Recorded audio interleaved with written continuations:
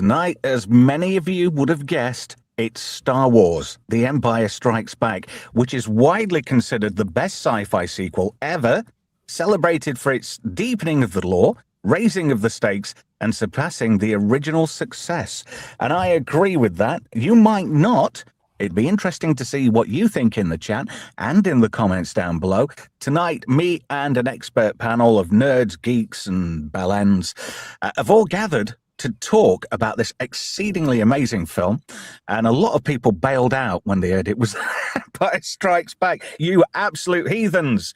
Producer Brian's with me tonight, Istophobos, Swappers with a naughty name, and Z3PO. He's back. He's had his.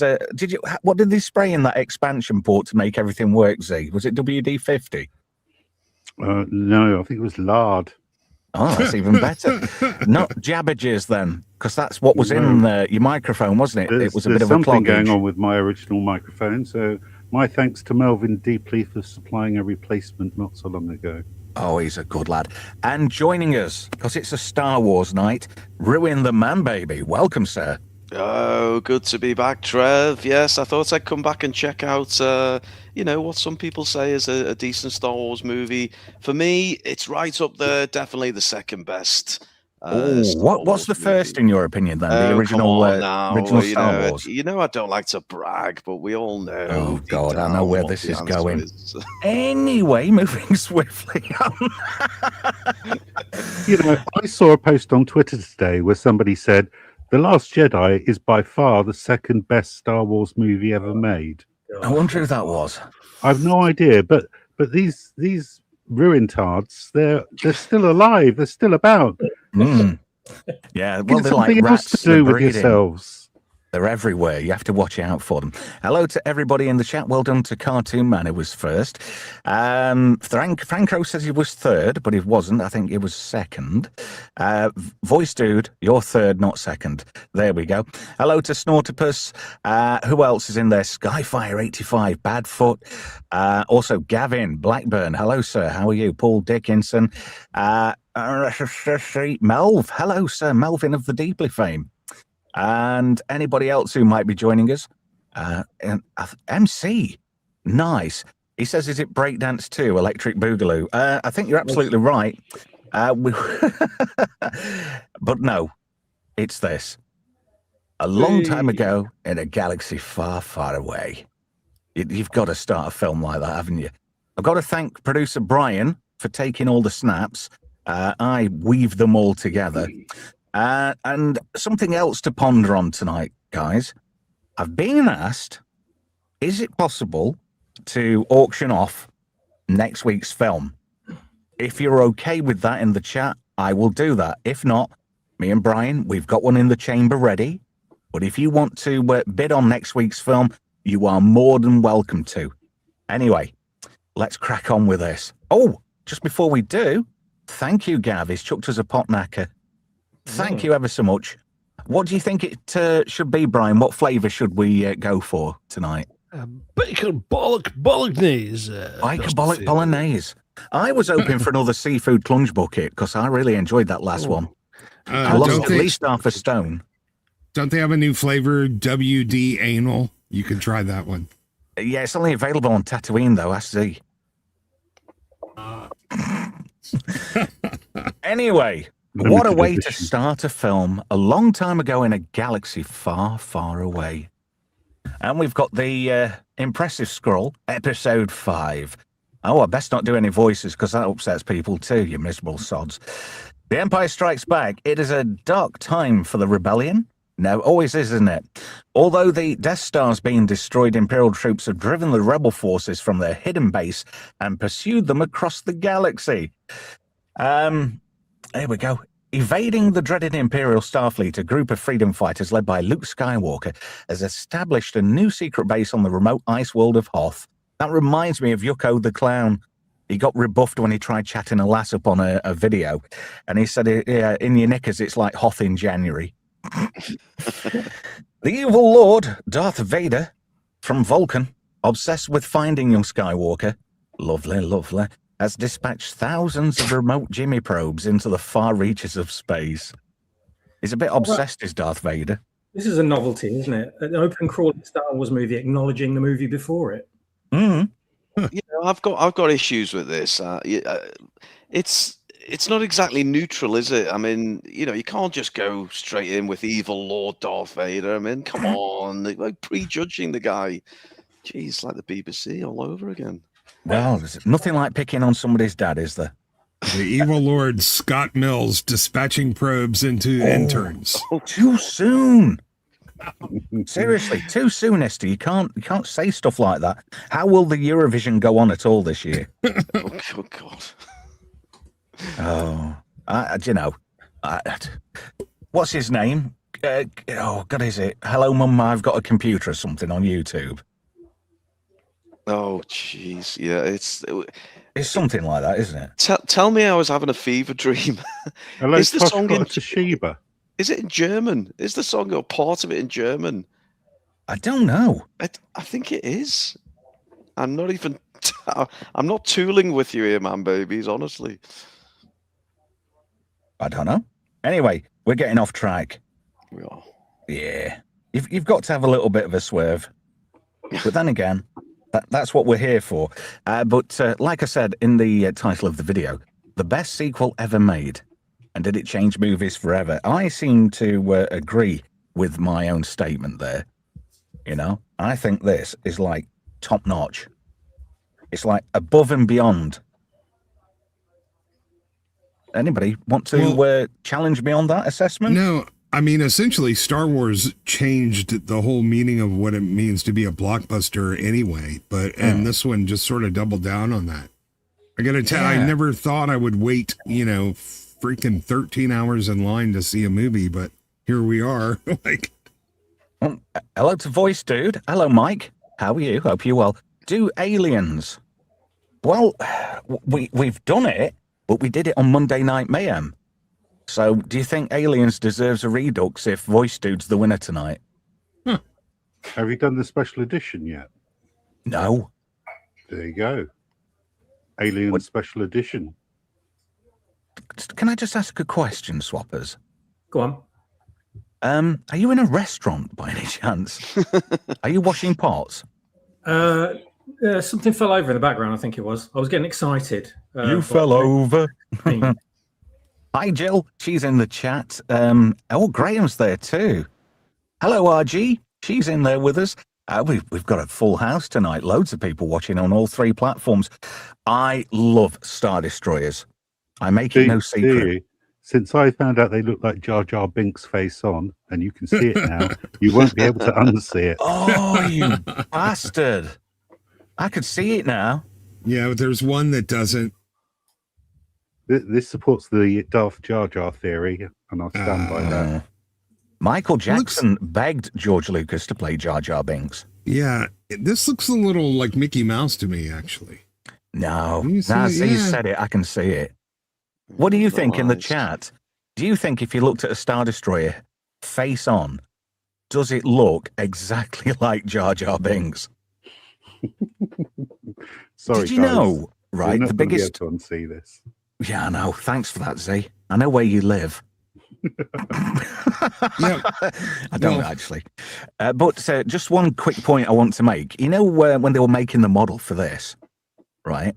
They had to have, when they were shooting these shots, they had to have fans blowing upwards underneath the models.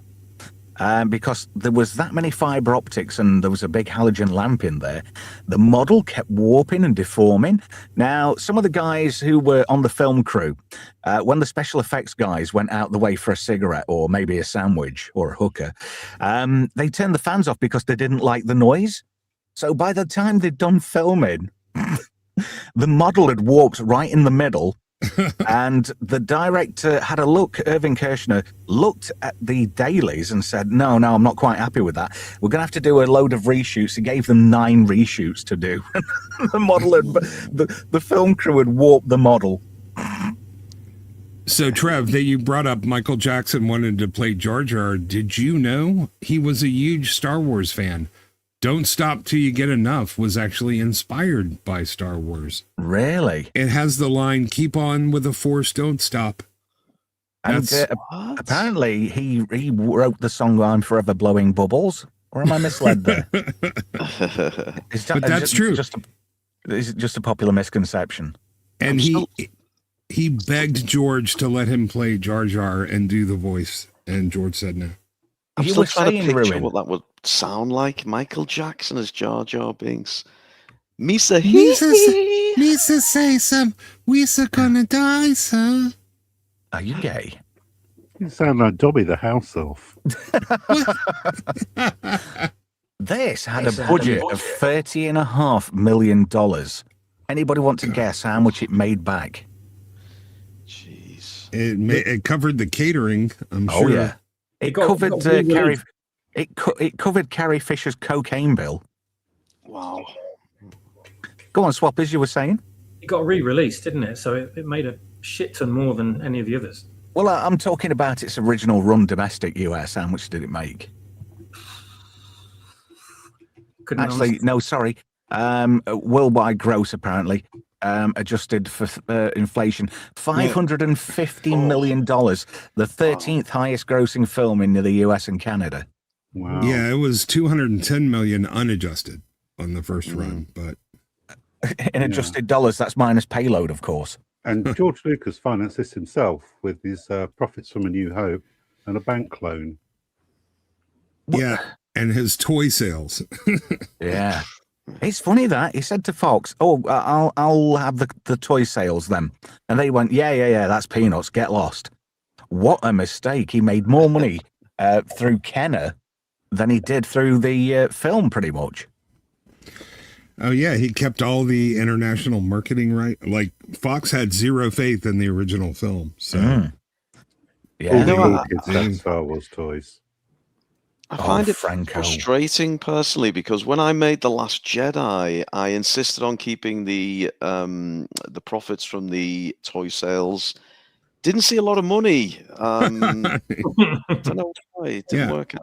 So Trev, do you know how much the 97 re-release made? Unadjusted. Don't. Go on. $67.5 million in 1997. Bloody hell. Well, apparently, worldwide was 401.5 million. I didn't see that on my cheat sheet. But, this is the special edition, this one. And I'm not... The only thing that added quality to this version was the Cloud City scenes, not the ones where Lando gets on the microphone and you see those external shots. Because let's face it, they're that high up. Surely it wouldn't be good for humans to be at that high an altitude and be outside. No, probably not. They would freeze to death. honestly. Bespin must be like a golden shot planet. You know, you could be at 80,000 feet and just go out in the sunshine. We can only assume that it's completely the opposite to Earth. When you go into a low orbit and there's bounteous amounts of oxygen, and the sun makes everything just temperate conditions, so you can just walk around without a shield. Exactly. On. Yeah, that's my point exactly. Here we go. We're launching these probes, and these are some great effects. These are practical, Well, they and just were. look at the quality of those Greeblies. They don't age. The practical effects do not age at all. Better than CGI any day of the week, because Oh, yeah. all these shots are composites. Yeah, but the special edition has computer CGI overlays onto the practical. Yeah, So it's makes not it look- really... yeah, but it makes everything look plasticky. well, that's why I like the despecialized editions. Yeah, I'm so grateful for those. I've got all three of them on my NAS, and I love watching those from time to time. Although Empire, I have to admit, is without a doubt my favorite. If I were to rank Star Wars films, you've got Empire, Jedi, then Star Wars. Because it wasn't A New Hope back then. We didn't. It's fair enough that was the title on the scroll, but we didn't call it that. Everybody was saying, "Oh, Star Wars." When it was released, it didn't say Star Wars: A New Hope. Everywhere it was Star just Wars, Star yeah. Wars. Yeah. So everybody makes a big fuss about it now. Oh, But George has got the original masters now, and he won't release the originals. And everybody that's tried to petition Disney to show the originals can't actually do it unless they get in touch with. I don't know, they could go on the high seas and download the despecialized versions. No, well, they do have the copy from your country. Is it the British Film Preservation Library or something? They have an original copy of the film that was sent out in 1977 and well preserved. Did we get a shot of the Super Star Destroyer before later? The executor, Brian, you were going to say, my friend. If I may, just to let you know, the slides were sourced from the Adiwan Special Edition, so there could be little Easter eggs and improvements here and there for the eagle-eyed among us. Well, we'll have to watch out for those. There's a couple of extra special points I want to make because certain changes were made in the franchise that I don't agree with till this day. Graham says, ILM invented techniques that changed the filmmaking special effects. No one had considered keeping the model still and moving the camera around it. Yeah, motion control. You've got to thank John Dykstra for the whole idea of that. MC said Empire's my favourite. And Manuel, he says, I still like the films in the order they were released. Yeah, and you're welcome to do that. And I'm glad everybody's got different opinions. Graham's just confirmed what you said, Esther. Yeah, the BFI archives have the original. I love the BFI. Now, isn't it rumored that Disney are going to release the original cut? Well, they're going to release it theatrical, but they haven't said anything about, owning it. But when this came out in 1980 and we were in the theaters and we waited all night to see this, the opening scene right after the crawl, when they showed the Star Destroyers and you get a look at that Super Star just basically shit all over ourselves. I'm not kidding. Like, it was the most phenomenal freaking thing we've ever seen on film. Words can't even describe. Like, even before you get to Hoth, we're already dying in our seats. It was the coolest thing we'd ever seen. Sword in the Storm says, we are supposed to be getting the OG cut in cinemas next year, are we not? Do we want to expand on that a little bit more? Go on. Well, there's been mixed reports. I mean, some news outlets have actually said it is going to be the original 1977 release, and others have just said A New Hope, which means it's not, because that wasn't added until 1981 to coincide with the release of Empire, because this was already titled Episode 5. So they added that when they re-released it in 1981 prior to Empire. Has anybody got an opening picture of the scroll for the original Star Wars? Can somebody find it? And then we'll stick it up on the screen to see if it actually says Episode 4, A New Hope. It did not say that in the original. It did not, no. Sure. I thought it not either. So I'll be looking forward to that. That'd be great to see that on the big screen. Oh my goodness. Ruins Shave My Man Bits says, just looking at Hoth makes my tips perk up.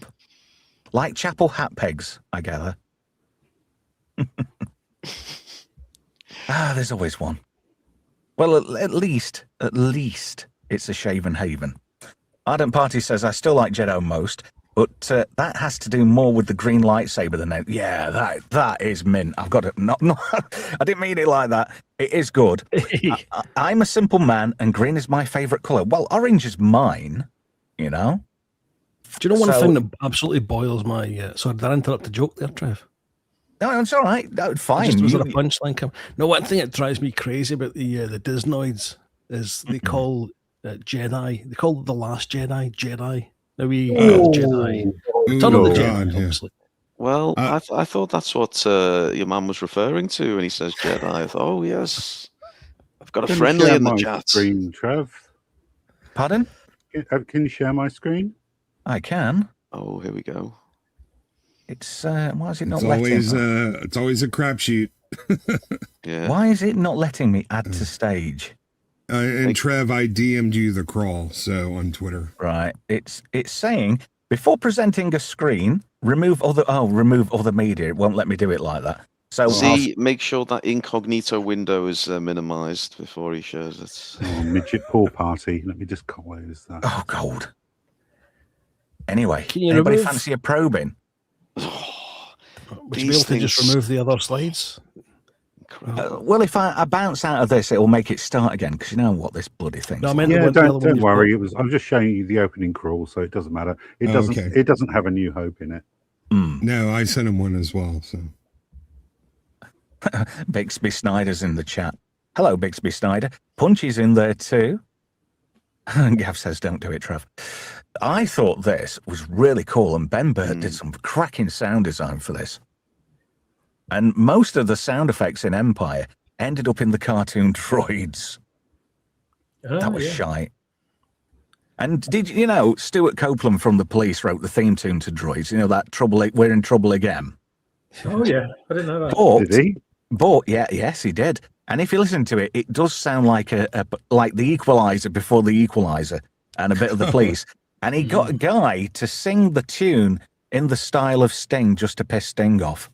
no, listen, the guy can do a soundtrack. He did Jan Hammer before Jan Hammer did. He's done some really cool scores.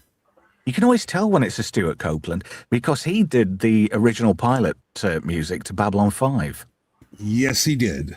And then Christopher Franke overwrote his soundtrack because Turner didn't like The Police and he didn't like Stuart Copeland.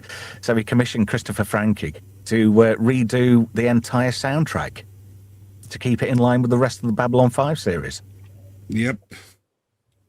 Oh, I love this. Here's where we get the Echo Bass. And anybody sub to Echo Bass Network? I do. Yeah. Some good Can I just stuff ask, from them. who do you reckon tonight is going to be the first person to do an impression of a tauntaun? Not me. Oh God, we get that out of the way. Who did Moving that? on.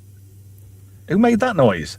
Which one? We all made it. Six of us made the noise. I think the only one that The didn't. tauntaun. Who did the tauntaun noise? Was that you? That was me, but there was Z as well. I know Z does one from the last stream, I remember. Oh, all I can do is a sloppy moistness noise like. I did the dying grunt. Hey, Esther, can you do that noise Rolf Harris used to make on Rolf's Cartoon Club? No, I can't. Remember that?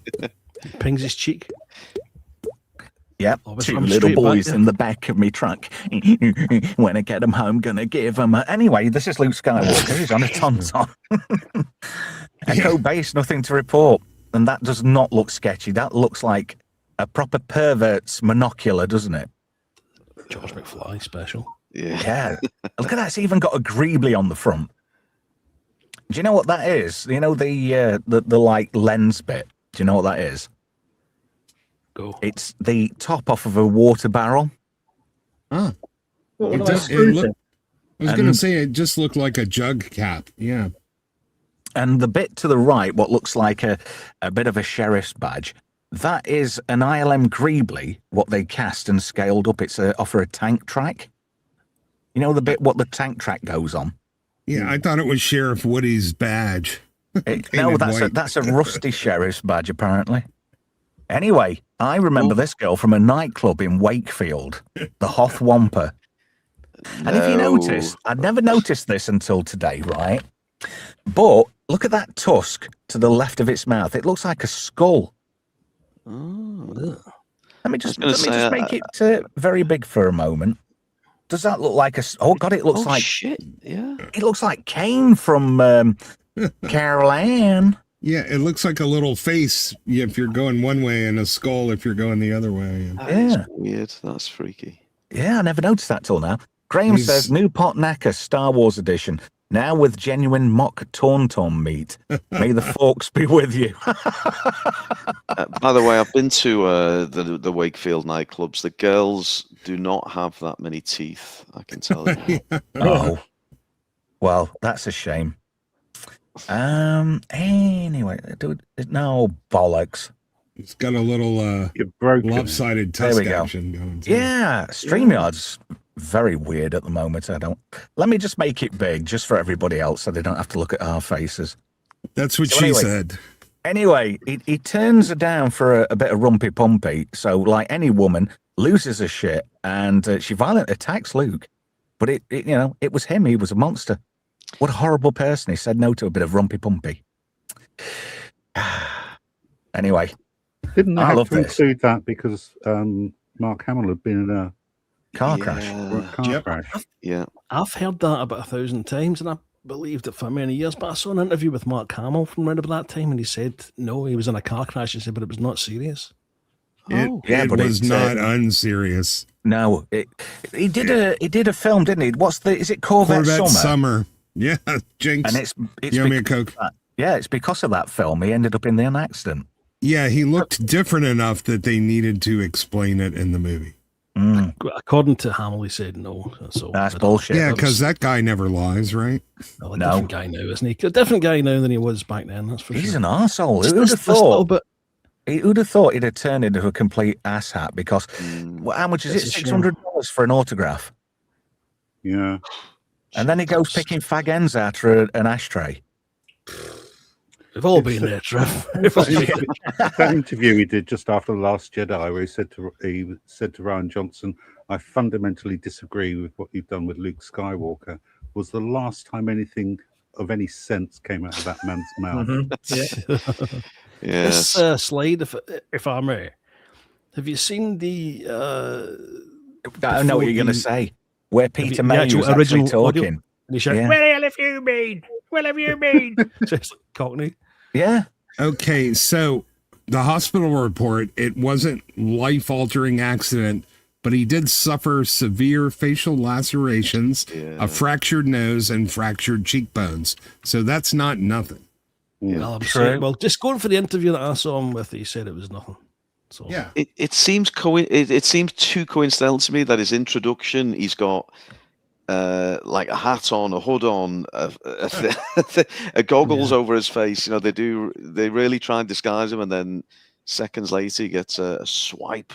Well, maybe Hamill was probably trying to con his insurers. Maybe actually a low premium for the next funeral date. I'll tell you what I am just going to quickly do, just for the benefit of the audience. Just because we're doing this, and I've got to admit this is pretty good.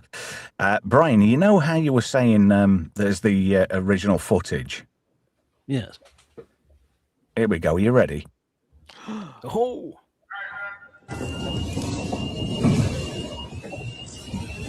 What's going off here? What? Where the hell have you been? Where the hell have you been? All right, don't lose your temper. I'll come right back and give you a hand. Be good. Make my report. Tell them we're leaving then. All right. Fellow. That was brilliant. Where are you going? I just hope I don't get another soft copyright strike for that. Yeah.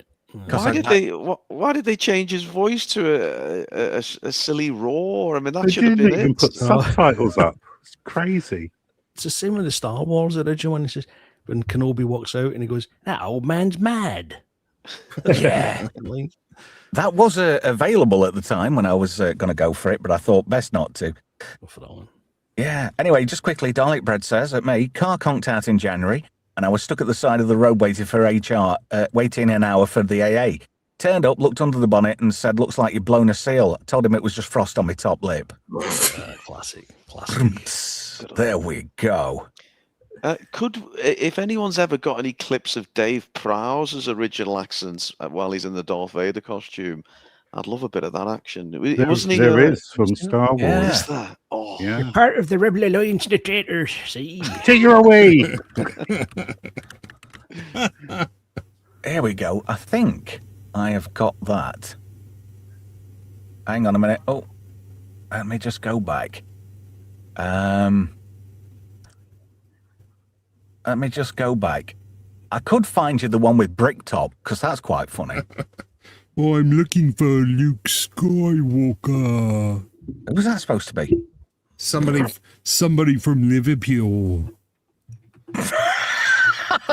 what? Are you offended, Ruin? I was mostly confused. Listen, I only know my hitchhiking story, like, I'm only going as far as Birmingham, that kind of stuff. So for a minute there, I thought you were going to say ass, grass, or gas when you said hitchhiking. Right, here we go then. Got work to do there. Star plans are not in the main computer.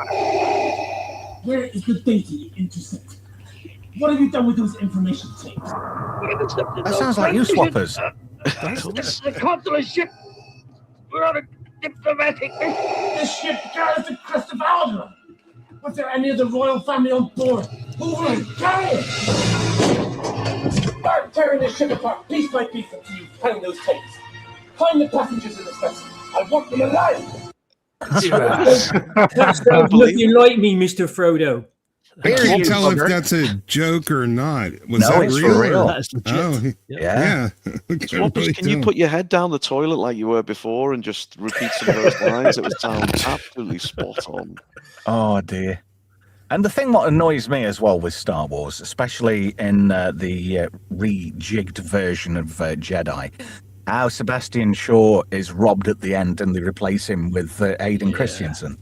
That is just an travesty. absolute sacrilegious. Isn't it? It is. Absolutely. Oh, is. it's bad enough what they did to Boba Fett and Jeremy Bullock. Well, I was going to mention that a little bit later on, but Jeremy Bullock gets a bit of a reprieve because he's in Empire Strikes Back twice, and I'll tell you where he's in it twice.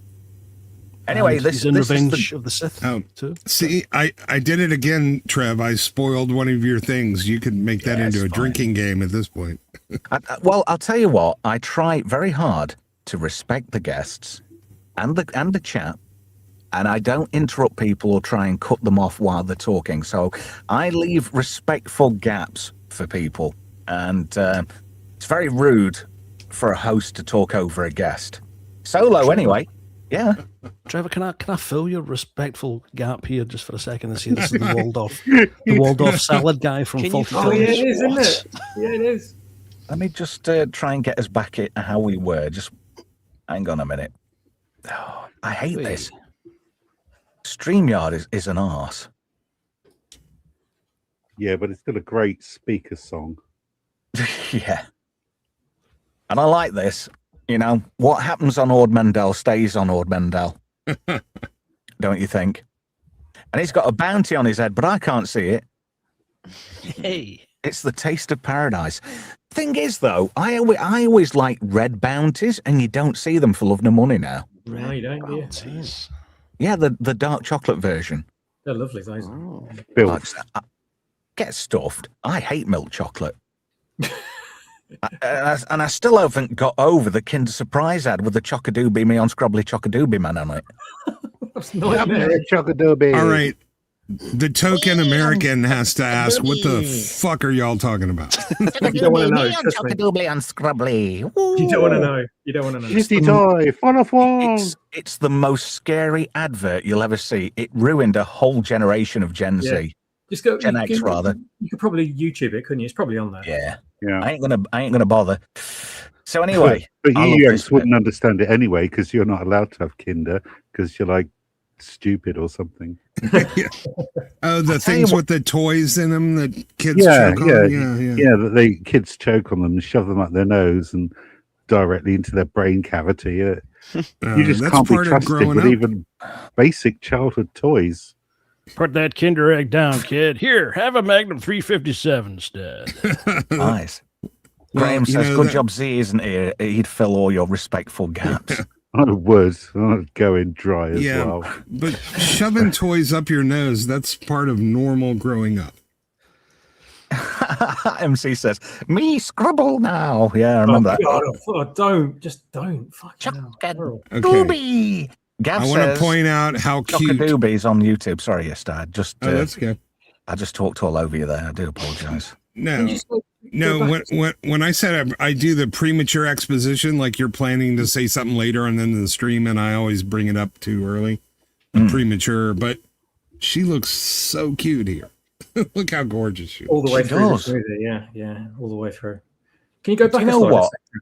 I saw a picture, and I don't know who put it on X, but it was of the set of Jedi, where Leia is getting a bit of a suntan with Tracy Eden, you know, her stunt double. And they both look quite gorgeous, but, you know, looks can be deceiving. Oh, I saw She could that, use yeah. a good kiss. She'd sooner kiss a Wookiee. I mean, this is how a strong woman is done. She holds her own in every scene against Han Solo.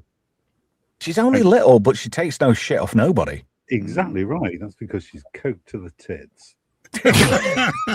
That's Coke Nail is trademarked, by the way. It wasn't actually acting. I'm so glad they didn't include the deleted scenes of the Hoth Wampa invasion of the base. Well, I was in those scenes. Who was? I was in those scenes. Rhubarb, sir. I ripped the sign off the door. And the Hoth troopers go in there and get mauled and ravaged by the Wampa. It's like a comedy outtake, isn't it? It is a comedy outtake. So out of tone with the rest of the film. It's like the Christmas special all over again, but an hey, I was in version. a Christmas special. Stop it. Anyway, Luke uses the farce and gets himself out of a very icy situation. And have you noticed in the rejigged version of Empire, you don't see the arm come off? Oh. You know when it drops on the floor? Luke, you will go to the Savile system. Lovely, lovely, lovely. Just for you, Mister. So I like this. Gallic Guinness reprising his role as the Force ghost of Obi-Wan Kenobi. It's got to go to the Dagobah system to meet up with yogurt. Oh, sorry, that's a different franchise. Oh, look, here comes Han Solo. I love that bit in the hangar bay, and he says, your tauntaun will freeze before you reach the first mark, and he says, well, I'll see you in hell. Yeah.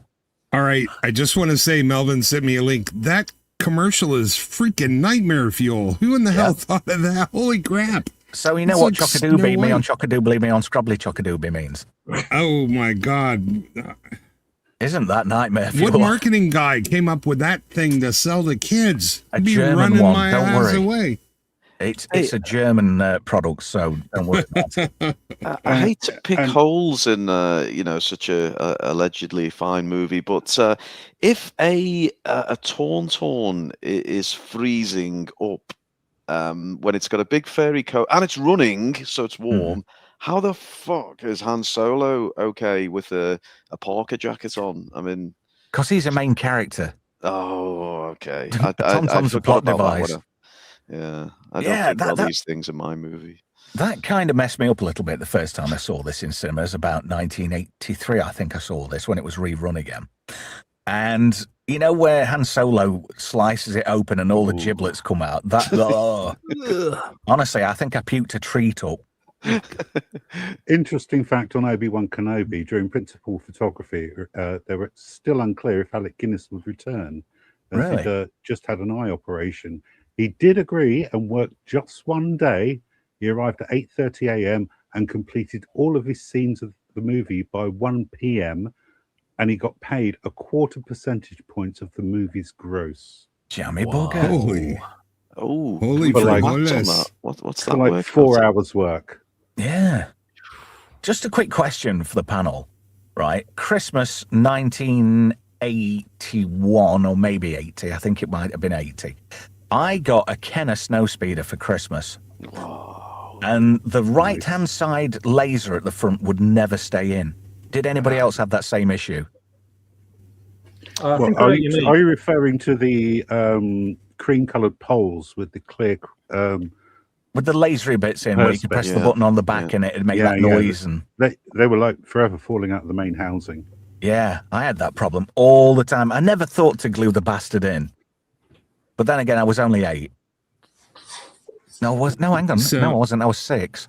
Sorry. Are you saying you suffered from premature elaserification? A year or week, Esther?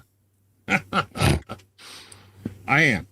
Anyway. That's $4 million, by the way, that Alec Guinness got paid just on the initial run, 0.25 percentage of the gross.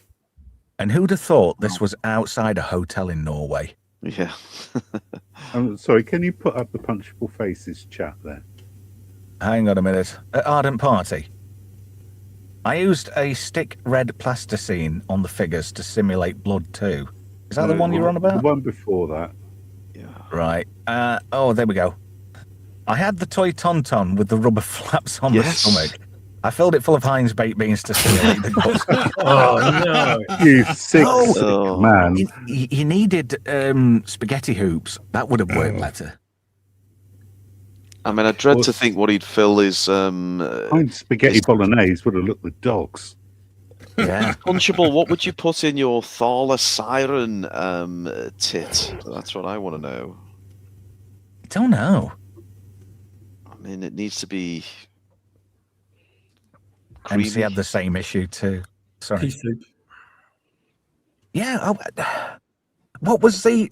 Oh, Noodle Doodle went to town riding on some spaghetti. What was that? Oh, was it Noodle Doodles? What, noodle doodles? Yeah. Could have filled it full of those. Doodles, yum, yum, yum. Food's never been such fun. Well, I got in trouble at school. We were all singing a dirty version of that when that advert came out. We did Yankee Doodle. What was it? Yankee Doodle went to town riding on a lady, pulled a tit and made a shit, and then she had a baby, and I had to go and say it in front of the headmaster, which was dead fun because he was a bully. That's 2-year-old me kid. 1 for half an hour with Chewbacca. 2 for letting me molest your sister.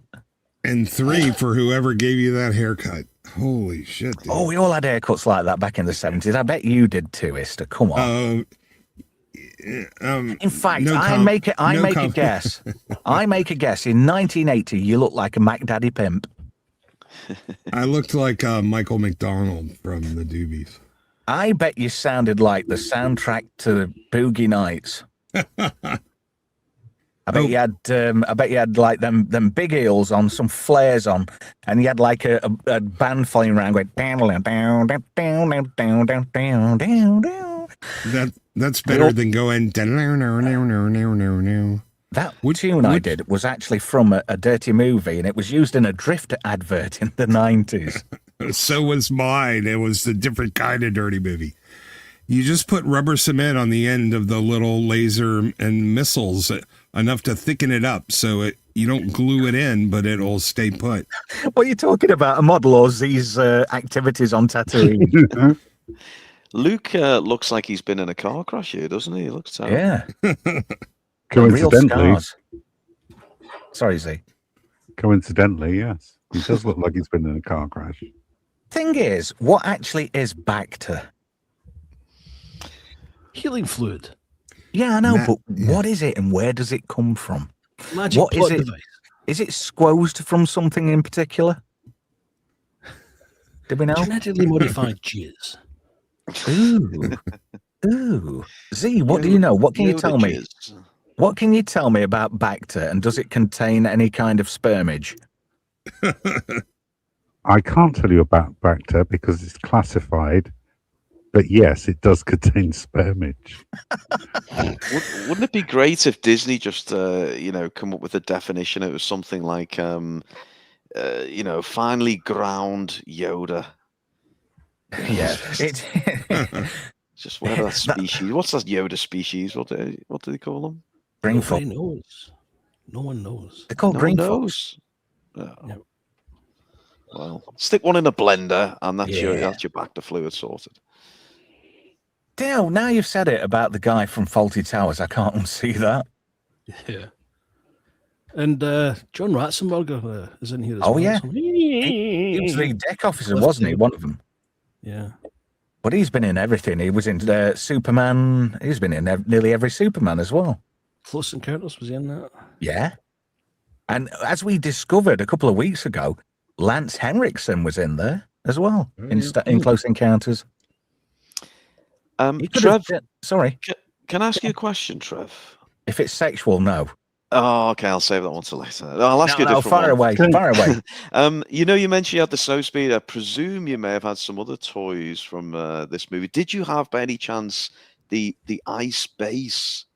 I didn't. Instead, I got the battle-damaged Luke Skywalker's X-Wing. Oh, nice. Yeah. That made a noise, and it had... The English ones were really like a off creamy colour, whereas the toys I got were the North American ones, because I was living in Canada at the time.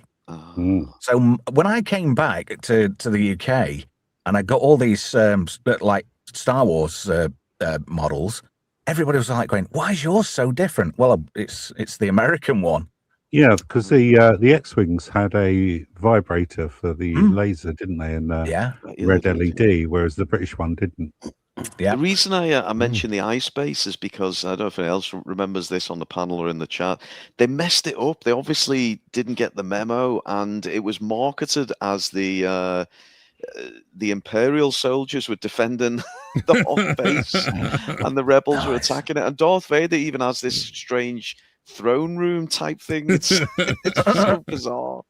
Could you just go back one slide, Trav? Yeah, sure. I mean, you missed out the bit where Leia kissed Luke again. Oh, Okay. Well, and I want to clarify, and just for the record, on no occasion did Luke Skywalker kiss his sister.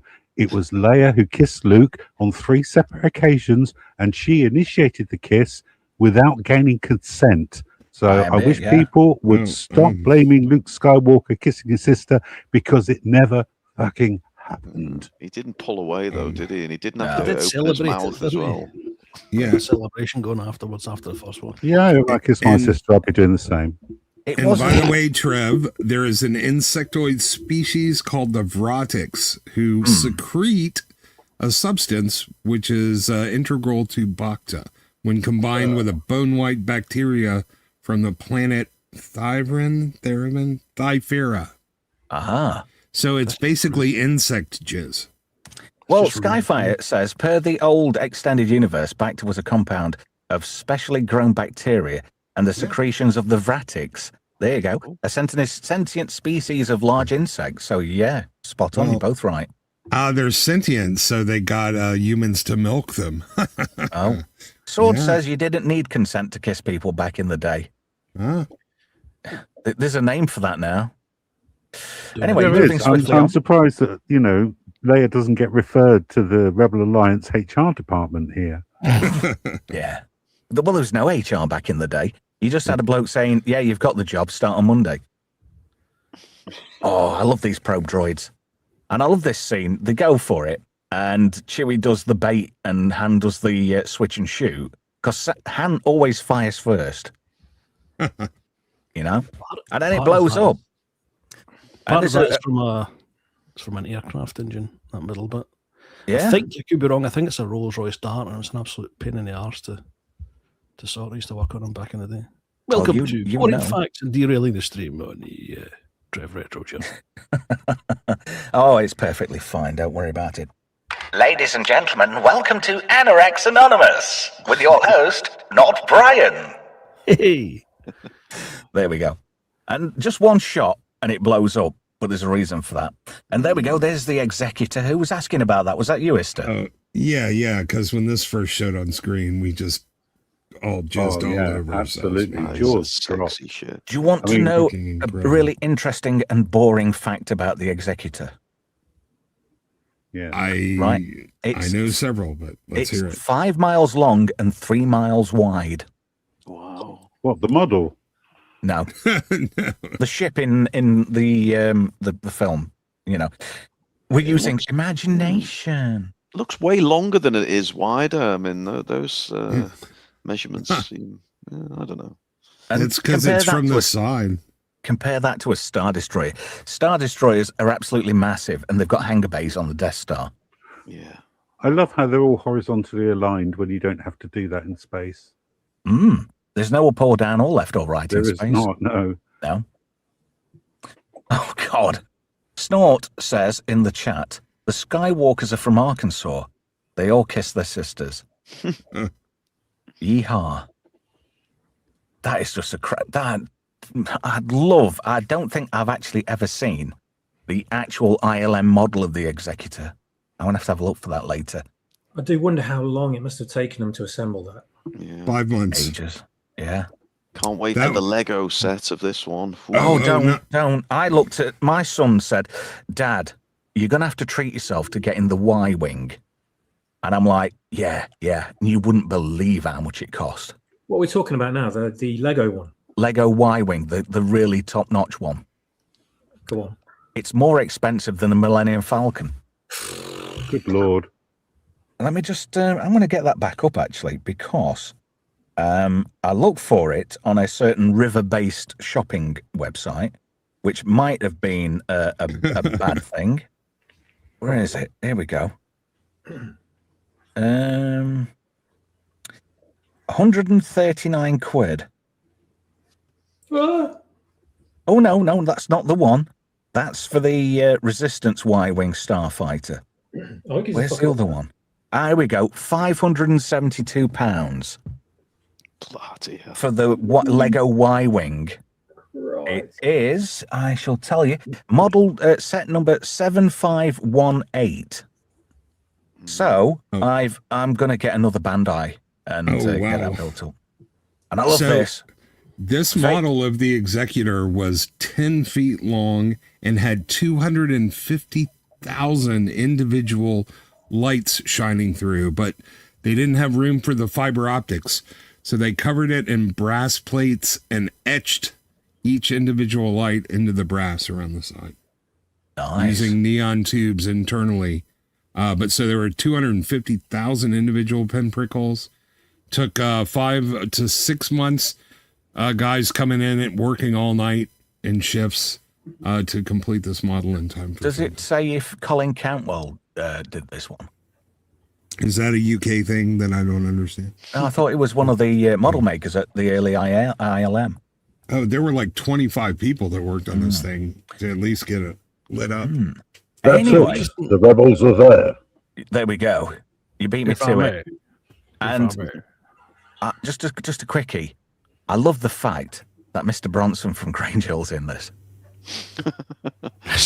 Go on, Brian. You were going to say. The Lego Y-Wing is a retired product. That's why it's so expensive. Oh, that's why then. I'd have to make do with the one at...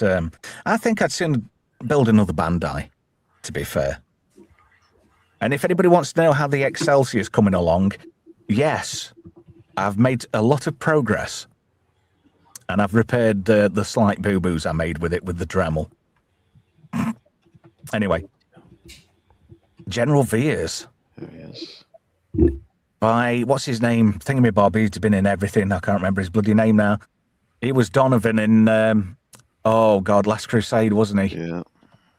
Oh, God, it's going to kick me when... as well. Yeah. Julian Glover. Yeah, and he recently celebrated his birthday. He's getting on, bless him. 91. Yeah. General Veers, Julian Glover. Yeah. So it's funny that when later in the film he says, "I don't care about asteroids," and then when he wants to message the boss, he says, "Take us out of the asteroid field so we can send a clear signal to the Emperor." Nice. And I love this bit. Admiral Oswald, he came out of Lightspeed too soon. There he is. I always have that problem. Admiral Oswald, played by Michael Sheard, none other than Mr. Bronson from Grange Hill. I know, it's so weird seeing him in this. It's like, I don't know, seeing Timothy Dalton in Flash Gordon just weirds you out. Hey, am I making it up? Did he play Hitler in The Last Crusade as well? He did indeed, yeah. Can you see Captain Piet sending like a little card to his wife? I got a promotion today, honey. I'm an admiral now. Do you know something? I've got a distinct feeling a lad called Danny Kendall got thrown out of a pictures house in London somewhere because he cheered on when this guy got Admiral Oswald got force choked. And there is Kenneth Colley, yep, who was Captain Piet, is now Admiral Piet. And if you recognise him, he's been in loads of things, and he was the Russian general in Firefox. Yeah, he died last year at 87. That's a good innings if he were a cricketer. You know, Julian Glover you mentioned a moment ago, he said he's 91. Does he look at 91 like he did in The Last Jedi after he drank from the wrong cup? You mean Last Crusade? Last Jedi. Last Jedi on my bloody mind. In Last Crusade, where he drinks from the wrong cup and he suddenly ages immediately. Does he now look like that in real life? He kind of looks like that, but like he's been using L'Oreal because he's worth it. This was one of the most fantastic scenes, and I'm glad Brian took this snapshot right here because I only ever saw one Scout Walker, but if you look, there's 3 in that picture. I never noticed that before until today. 4, actually. 4. You know what? I just rewatched. 1, 2. Oh yeah, there is 4. You're right. Yeah, there's 4. Yeah. There's one sniffing the back. The other one's butt. Yeah. So I just rewatched For Your Eyes Only because people were saying it was better than I remembered. And Julian Glover played Christados in the movie. He does indeed. I just saw, man. And yeah, you know what? That movie was like 50% chase scenes. And Topol was out to get him, wasn't he, if you remember? Yeah, yeah. Well, Jimmy he Savile, was technically... Jimmy Savile's got a connection to Topol. Do you know that? Now then. Well, Topol was the fiddler on the roof, and Jimmy Savile was the fiddler on. Anyway, moving swiftly on. A question for anybody who's a proper. Actually, we've all screwed up. There is 5 Scout Walkers in that picture. 5. Yeah, one on the far left. One. Of course, there's 5. There's one next to the first AT-AT. Yeah. There's one behind the second one's leg. Yeah. There's another one sniffing that other one's butt. Then there's one between the last 2. Yeah. There's basically one for each big one. Right? I missed the second one somehow. I saw the small one, but missed the second one. It's camouflaged against the AT-AT. That's why. RG says, man, I love the AT-ATs. I love the AT-STs, to be fair. Here's my question. Why didn't they send the X-Wings to blow these fucking things out of the It was snow? a cold issue. They were having trouble adapting most of the vehicles to the temperatures of Hoth. Yeah, even though these ships can fly in the vacuum of space, that's near absolute zero. It's colder on Hoth than space. Yeah. Having said that, though, there's no ice and wind in space, is there? Getting in the intakes, etc., etc. Yeah, but they managed to fly. It would have only taken them a second to blow up these guys. They can go up in space. They flew anyway. So I don't know. I remember thinking that when I was watching these incredibly ineffectual snow speeders.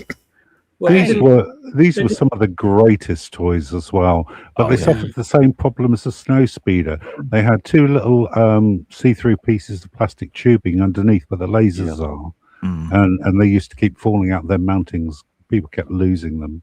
They worked as well. I mean, they did in that fire actual lathe, but they kind of went forwards and backwards and lit up, I believe. Yeah, they did. Yeah. Really cool. Red, yeah.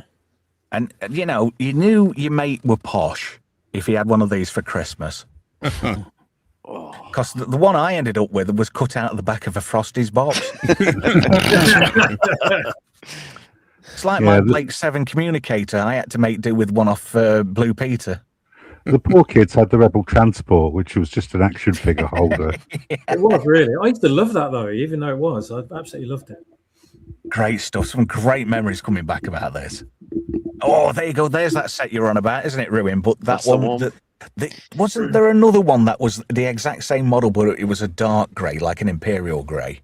Oh, really? Well, I looked it up after just to make sure, I wasn't losing my mind. I did look it up. It's called the Imperial Attack Base, which makes no sense because the Imperials weren't launching an attack from the base. But yeah, it's got Darth Vader in his black room, and yeah, it's bizarrely on the box, the toy box, it's got the rebels are attacking on Tauntauns. They've got these giant cannons firing at these poor bloody Tauntauns. It's true, we've got such distorted memories, haven't we, of Star Wars because of the toys and how they misrepresented everything on the boxes. Interesting comment in the chat.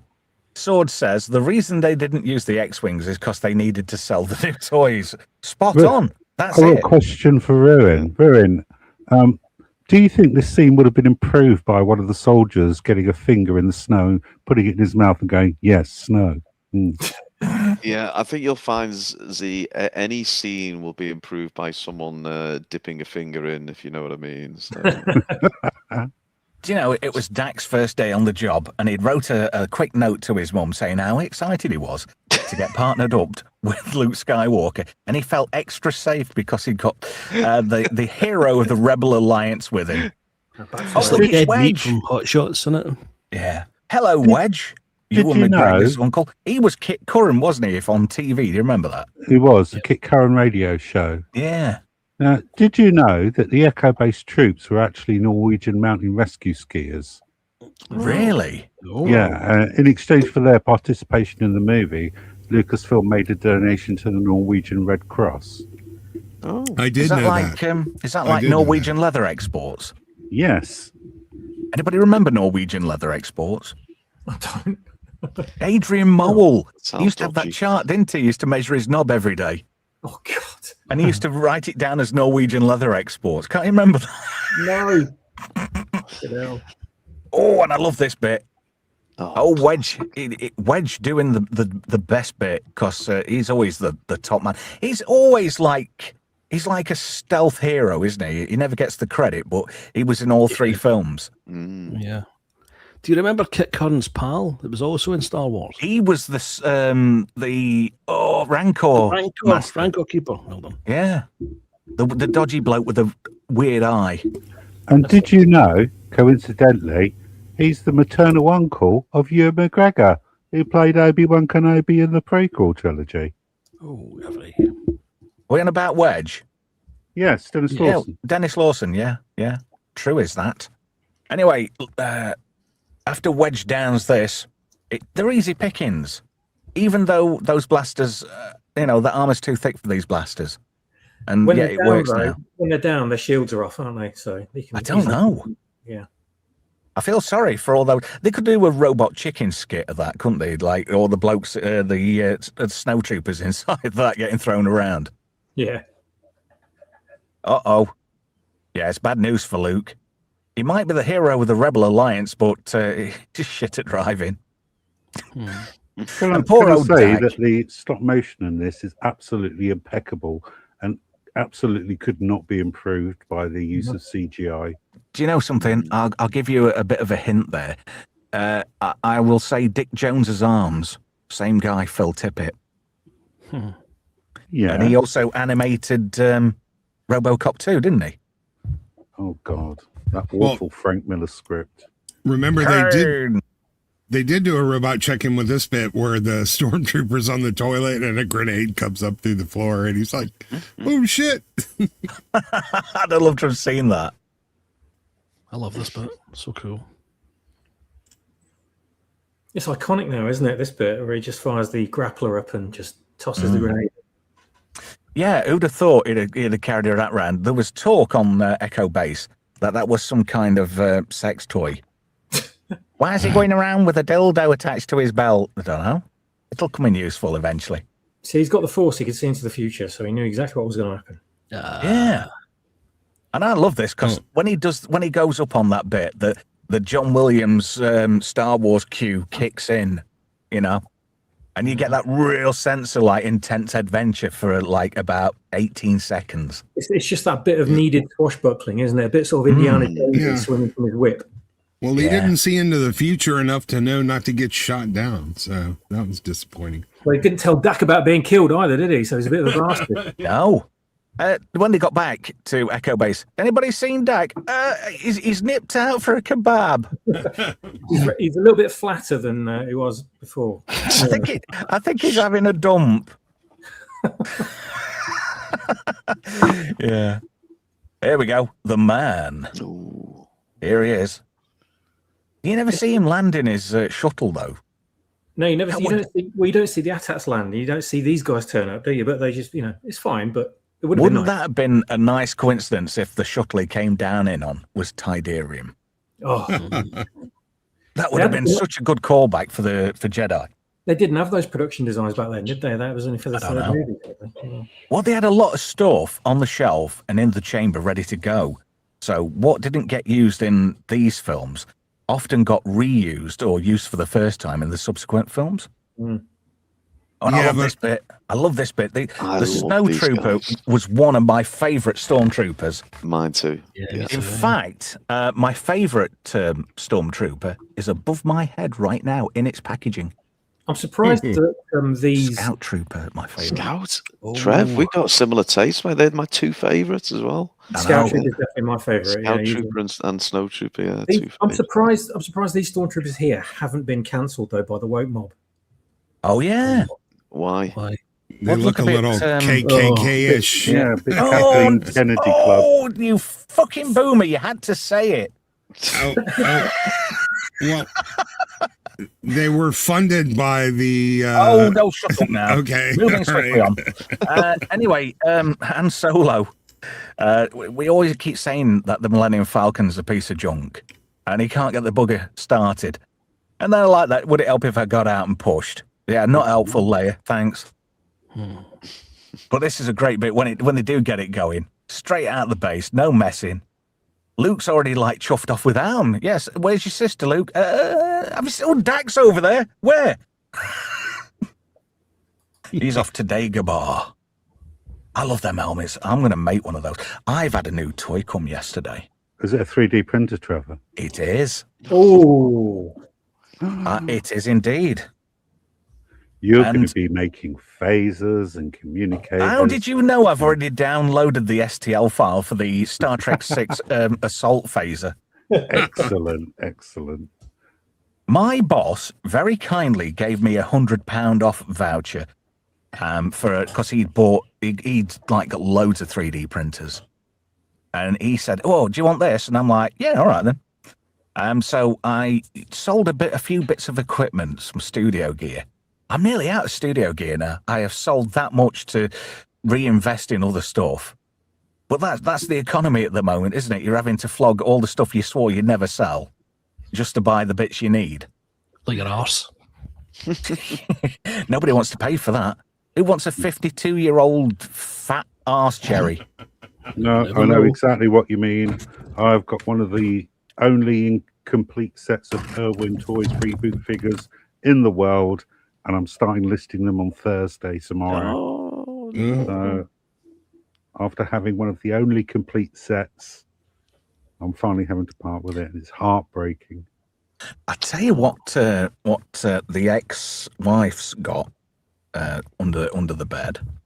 She's got the full set of NatWest piggies, so I'm thinking about fucking flogging them just to be spiteful. oh, I thought you were going to say a box of dildos for a second. No. Nah, she is the dildo. Oh dear. Anyway, I feel sorry for the bloke she's with tonight. Anyway, moving swiftly on. That is a great shot of the X-wing. And I've seen. I'm getting quite into modelling channels, watching people build these things from scratch. And there are a lot of dedicated and really skilled and talented people out there building these to scale. Well, not to scale, but to screen accurate, like model level things. And I found a guy who builds everything out of like styrene sheets, like thin sheets of plastic. And he builds everything. He'll like go, "I've come up with this design, and I've done this, and I've made like an Etsy thing where you can go, to fund his channel. You can download the designs, and he'll send you the pack, and it's all there. Sublight Drive. If you like modeling, check him out. He's really good. Anyway, you can't hardly see the Falcon, but to confirm what Z said earlier, we just don't want to die. Turbo lasers. Is that like a turbo nonce? I use that a lot in conversation now, and people are always amused when I say that. I go, look at him there, he looks a right turbo nonce.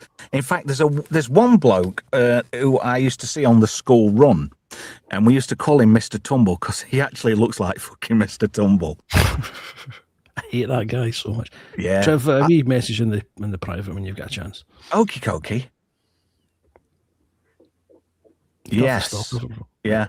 Well, I've taken that into account. So anyway, the Falcon's getting chased, and we get this entire scene, which is just fantastically choreographed. And whoever did the storyboard for this must have been a genius and ended up with repetitive strain injury, because he must have been drawing like a bat out of hell. And I love the bit where the asteroids are collided together and Chewie's shitting his pants. And it like Peter Mayhew, it's like, I think Carrie Fisher must have given him a quick chalk dip. Just to give him that surprised look.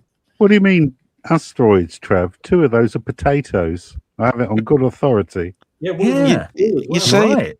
You say Chewie shitting his pants. I mean, obviously he doesn't wear pants, but do you think he has that same problem that I have with my dog, where the hair's a little bit long at the rear Oh, they get end? clag nuts. Yeah, and then they come in and they're on the sofa and there's a smear on the sofa. Oh, for fuck's sake, Do you think Han has that problem in the cockpit there? Some smeared marks on the. Yeah. It's all right.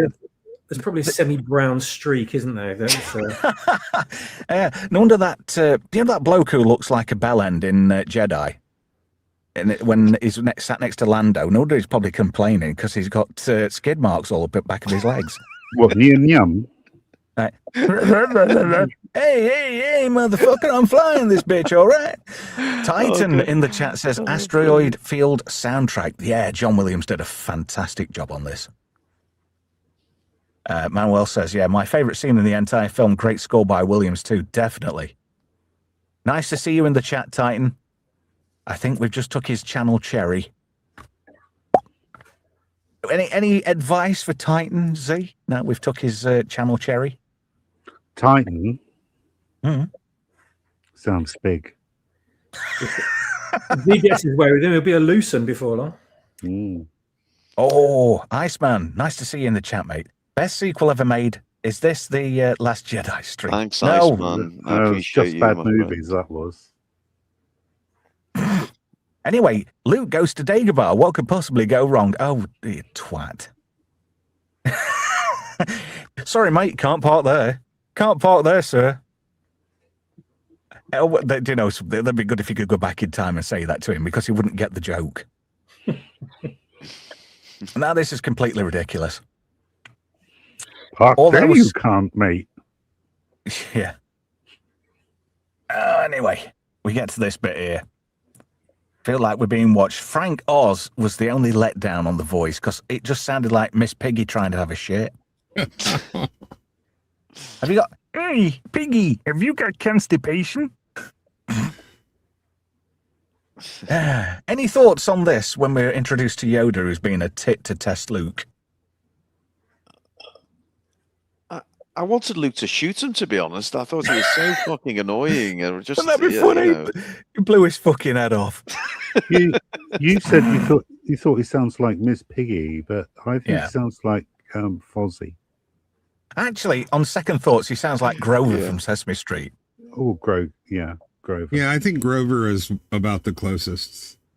Well, he's been Me Too'd now because they've been calling him Groper, haven't they? And he's been fired. And who would have thought Elmo was doing what he was doing behind closed doors? And look at this, C-3PO, total cock blocker. Well done. Well done. He's tashing on with Leia.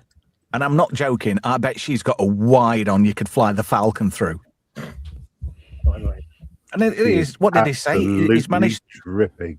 What did he say? Oh, I've managed to isolate the negative power conduit. Coupling. I don't know. Coupling. What, Brian? Power coupling. Yeah.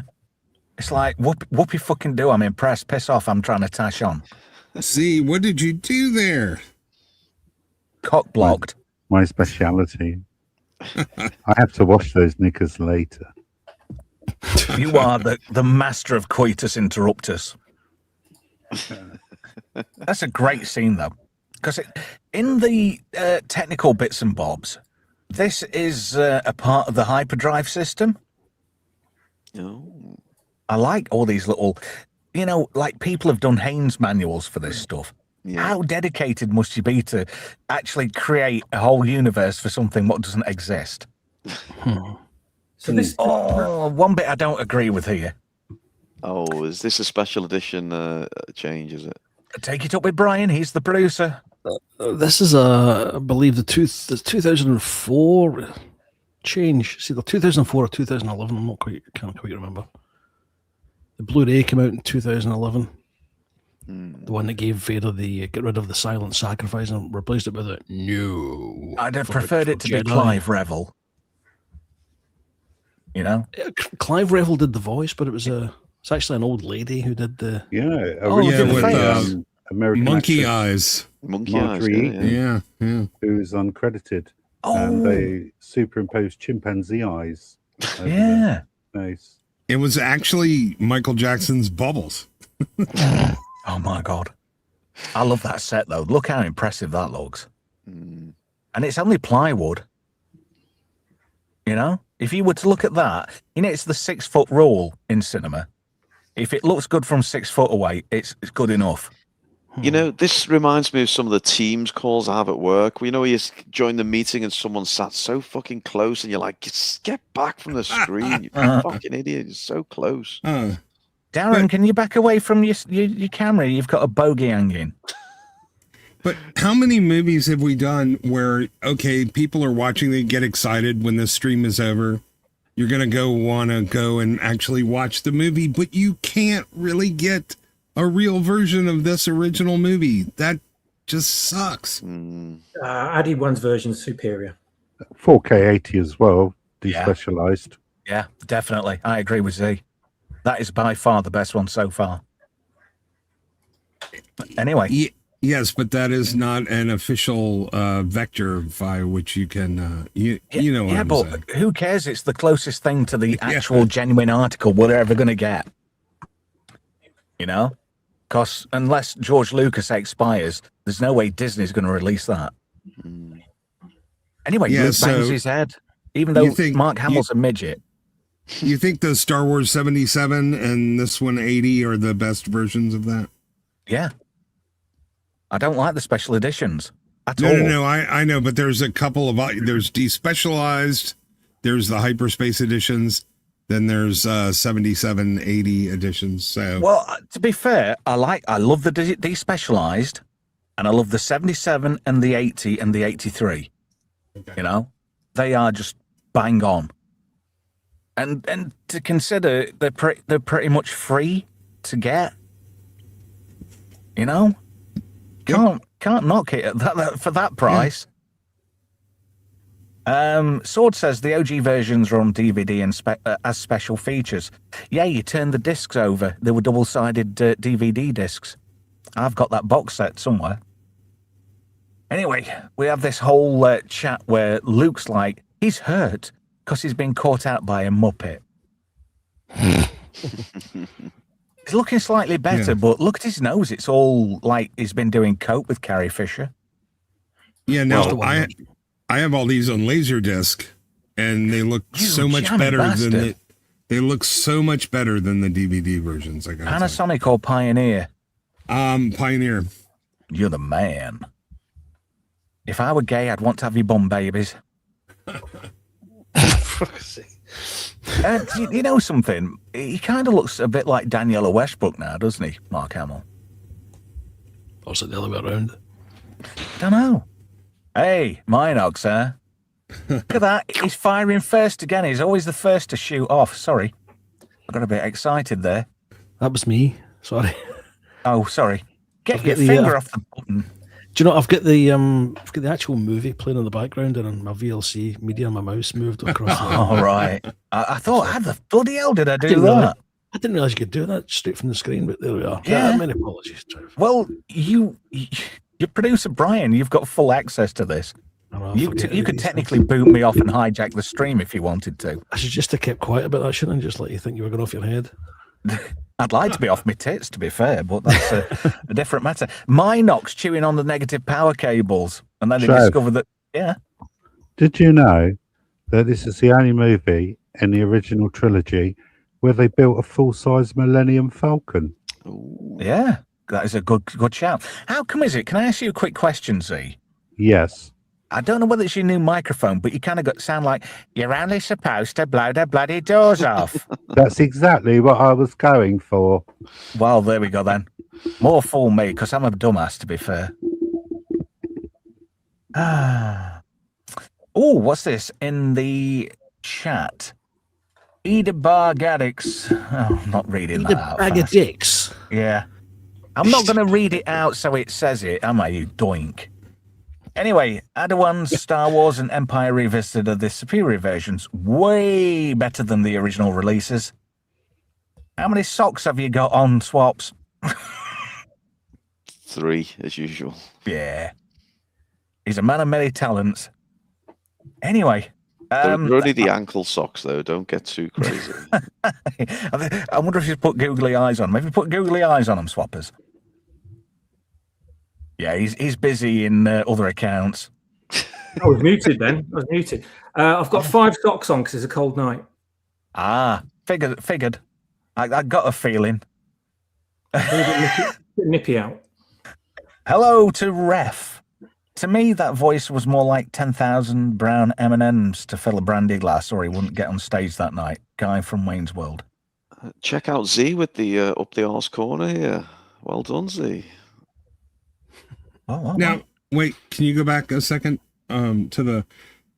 Isn't this when they built the full-size cockpit, they actually made it bigger than George Lucas wanted them to because they needed the extra room, and Lucas wanted it to have that cramped sort of B-29 Super Fortress feel to it. Yeah. So when he wasn't looking, they made it bigger.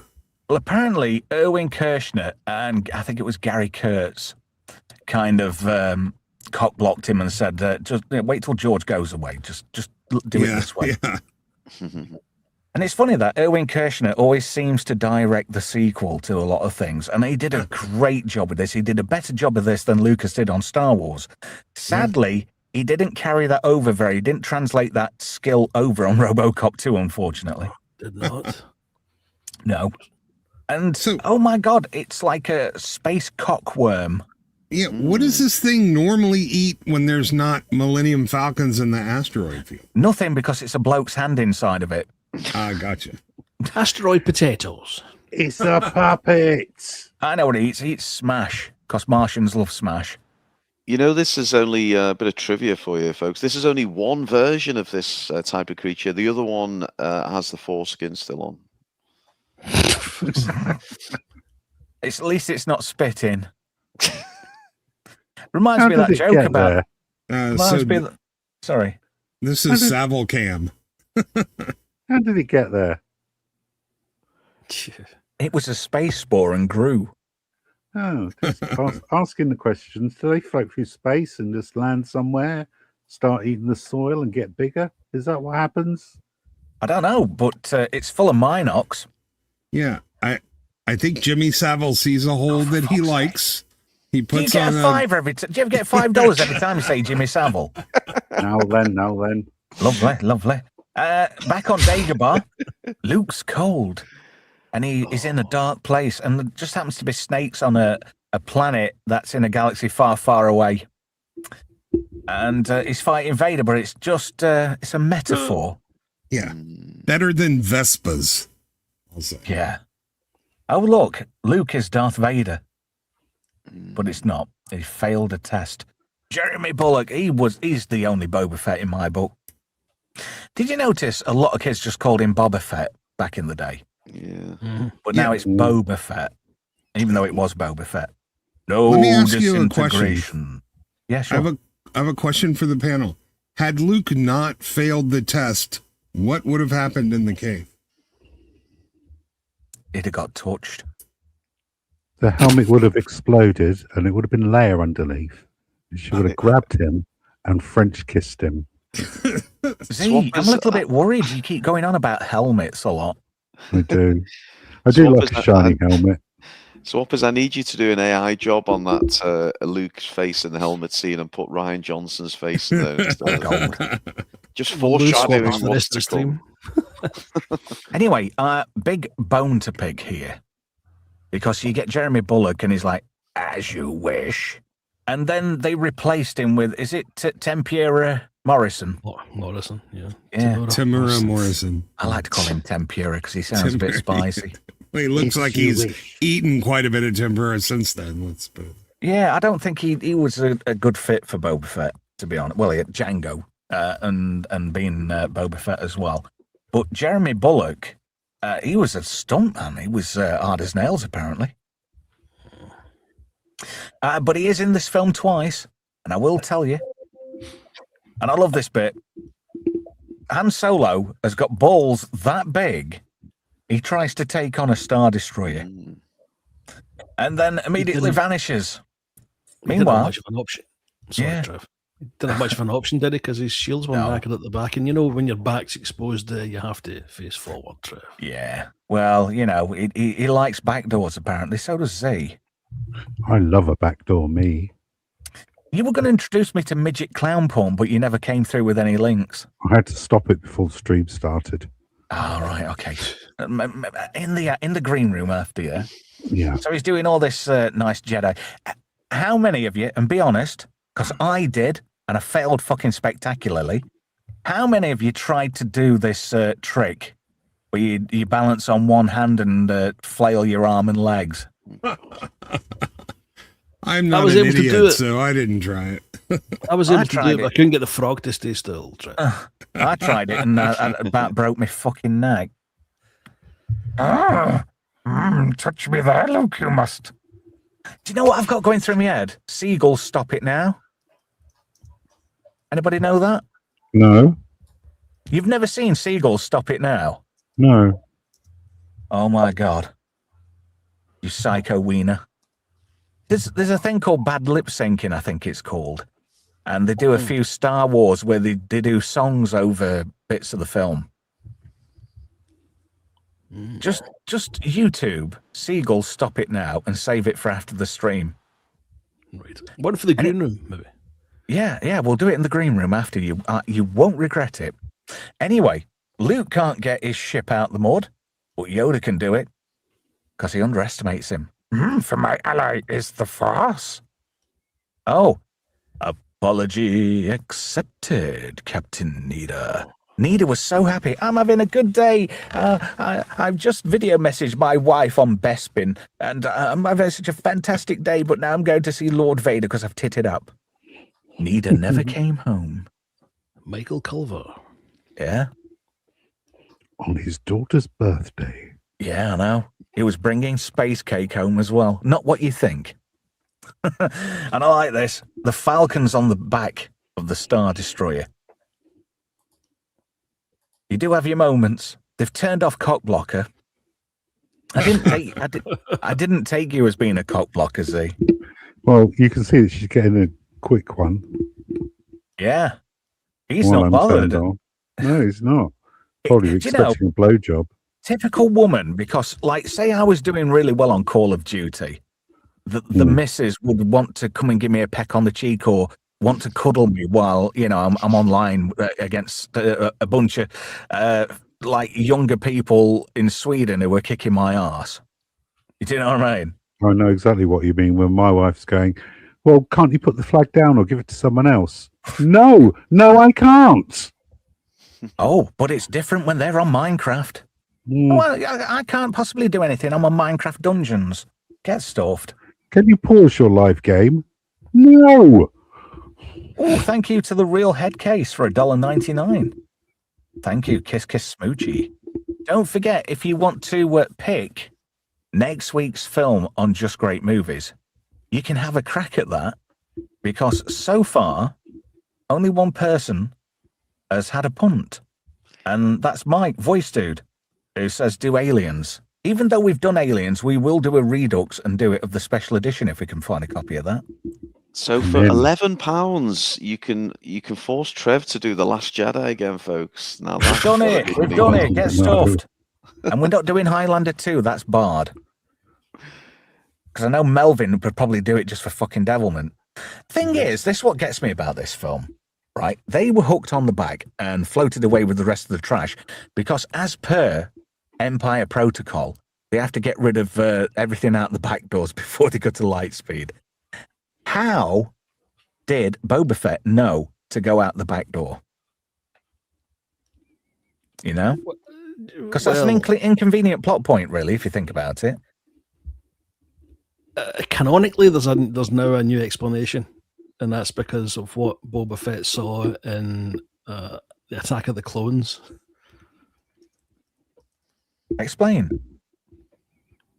Well, Attack of the Clones, when Obi-Wan is disappearing, he hides on an asteroid. And they can't find him. They think he's dead, and then he comes back, and they realise, oh, he must have been on that. He must have stuck onto that fucking asteroid. So he does the same thing. So canonically, if you believe. Well, if you assume that Attack of the Clones is canon. That's the explanation. Sword has just sank the battleship because he says, how does Boba Fett get to Bespin before the Falcon? When he's following it. He takes a shortcut. Yeah, it gets him one of those space whales, doesn't he? Like in Ahsoka. No, presume they're going to Bespin because the hyperdrive doesn't work. Bloody hell, who was that? That was not me. Boba Fett's hyperdrive still works. The Falcons didn't, which is why they're taking the slow road. The only good thing about any of the special editions are the added scenes of like cloud cars and stuff and flying into Cloud City. Not the extra bits of people outside or stopping to hear what Lando's got to say. But, that's the only thing I'd keep in, to be fair. Yeah, I think, though, they make the scene look a little too busy. It has a prequel feel to it with just too much shit on the frame at one time. Yeah, but for a city in the clouds, it's a city in the clouds. It's got to be that big. You have to, see the expansiveness of it all and see how much of a metropolis it is in the sky. Yeah, I think this the original theatrical sold me on it. What can I say? No, I think this improved it definitely. Give you much more impressive visuals and kind of gives it the gas giant title that it deserves. It really is amazing, I think, in the special editions. Does anybody know what your bantha gas is used for? I do. It's used in all the laser weapons in Star Wars as a cooling medium. Oh. There we go. You got a lot of nerve turning up here after what you pulled. Anybody recognize the bloke as Lobot? It's actor Trevor Howard. Thought it was the guy who did the Six Flags Dancing Old Man commercials, but that probably only works for the States. Well, put it this way. He played a character General Zod would not be happy with. Guilty. He's one of the Krypton judges. Oh, I did not know that. He doesn't seem to get many lines in his parts, does he? Yeah. And he was also in Blake 7. That episode where Villa were going to lose his kidneys. Yeah, a lot of these guys that are extras in this film were in Blake 7. It's quite... cottage industry, isn't it, really? To see, yeah. And if you look there to the left of Lando Calrissian, if you look very closely, that's Derek Griffiths. No, it isn't. No, I'm just bullshitting. Yeah, but if you look behind Lando Calrissian, the dodgy bloke with the tash, that's Rennie from Rennie and Renata. More bullshit. Save your love, my darling. Save your love. Do you know they weren't actually a real couple? She wasn't even called Renata. She was like a paid singer to come in and do the song with him to make it saleable. And what do we have here? A white bitch. Kissy, kissy, whitey. Look at C-3PO. I'm afraid he's graping her, sir. Somebody Would you like call me the to space use my police. cockblock function, sir? He looks like an older version of Donald Glover. I thought he was great in Solo, Donald Glover, but he's a bit. He comes across as a bit of too much of a smug prick in everything. Yeah. He's also like a tiny little guy. He just didn't sell me as the suave, smooth Lando. Troy Abbott in the morning. Sorry. Yeah, that I can buy. Oh, it's nice to see and a familiar face. Idiota. How fucking rude. Yeah. Dickhead. And then, What did he say to you, C-3PO? I've always wanted to know. do you know what Ichuta means? Yes, Echuta is native Corellian for fancy a bum. I thought you'd be up for that. What the hell is even that? Sorry. And then he is an R2 unit, and being a nosy bastard, because he's gay. Do you know what? If I were that stormtrooper, you know what I just said to him? Hey, mate, there's your nose. You know, my nose? Yeah, it seems to be my business. I'm terribly sorry. Too late for that, mate. And then we get one of the greatest expositions in all of science fiction. Well, it is true from a certain point of view. Obi-Wan lied. But he lied to protect Luke. And Yoda's got his head buried firmly in the sand. What a douche nozzle. It's a retcon, Luke. Ardent Party says Ichuta is Huttese for get stuff. Yep. There we go. Nice. Very good. And then Luke doesn't heed the warnings, but chuffs off anyway, because he's going to go. How does he? He has a force vision and then chuffs off and knows exactly where to go to Bespin. Having a little trouble with your droid? I quite like the bit when they're looking up at Luke leaving the Dagobah planet, and Yoda says, "No, there is another." And I'm sitting in my seat going, "What?" Yeah. And he faked out of that, didn't he? He faked out and decided to make it Leia. Yeah. Who was the other going to be initially? Well, I think if you go with the current Disney CEO, it's obviously Ahsoka Tano. Wouldn't it be funny if it was secretly Wedge? He was unaware Wedge of the how force sensitive he was. Really, if you think about it, George Lucas could have really spun this round and done a coup for the franchise, because Vader was supposed to bring balance to the Force, him being the space Jesus, being born solely from the Force, right? Well, he did. With Luke and Leia being twins, one of them could have been on the normal side of the Force, and the other one could have been on the dark side of the Force. And then one of them turns evil in Jedi? I think you described the basic premise of the Acolyte there, Trev. Well, I didn't like to be too obvious. And look at this, Vader's that hard, he can reflect laser blasts. Such a cool power. I'm not Greedo, you nonce. This has always been kind of slightly strange for me when it comes to that, because Vader has to go and set that up like a prank. Do you know what I mean? It's like it's a thing that it fools the audience, it surprises the audience. But Didn't the in terms Green of the Cross characters and the motivations and what they do, it doesn't make a whole lot of sense. True. Sorry, Brian, I nearly talked over you there. Didn't the Green Cross code man do an advert about not fucking about with fireworks and then he's messing about with bangers? Anyway, this is a great shot. I love this.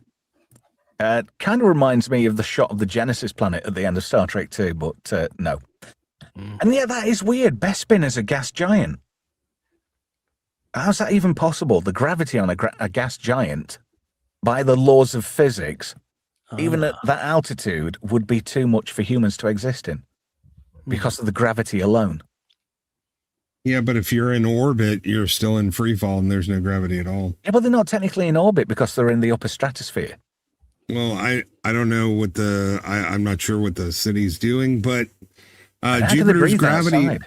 because it's not dense and because it's so big, actually the gravity of Jupiter at sort of the surface level of the atmosphere is only like 2 Gs. So it's got all the mass, but it's also very, very spread out. It's not dense. Yeah, like so my you're wife's far fine. away from the center of gravity. There we go. So heavy. And I like this. C-3PO is all a bit of a dither. And his stormtroopers. And he can switch him on and off. He's a bit like a sex toy. Hello, Z-3PO. How are you? I'm very well, thank you. I thought it was a bit lax of the Empire. They let Chewbacca in a cell with his bandolier on, and those are charge packs for his bowcaster.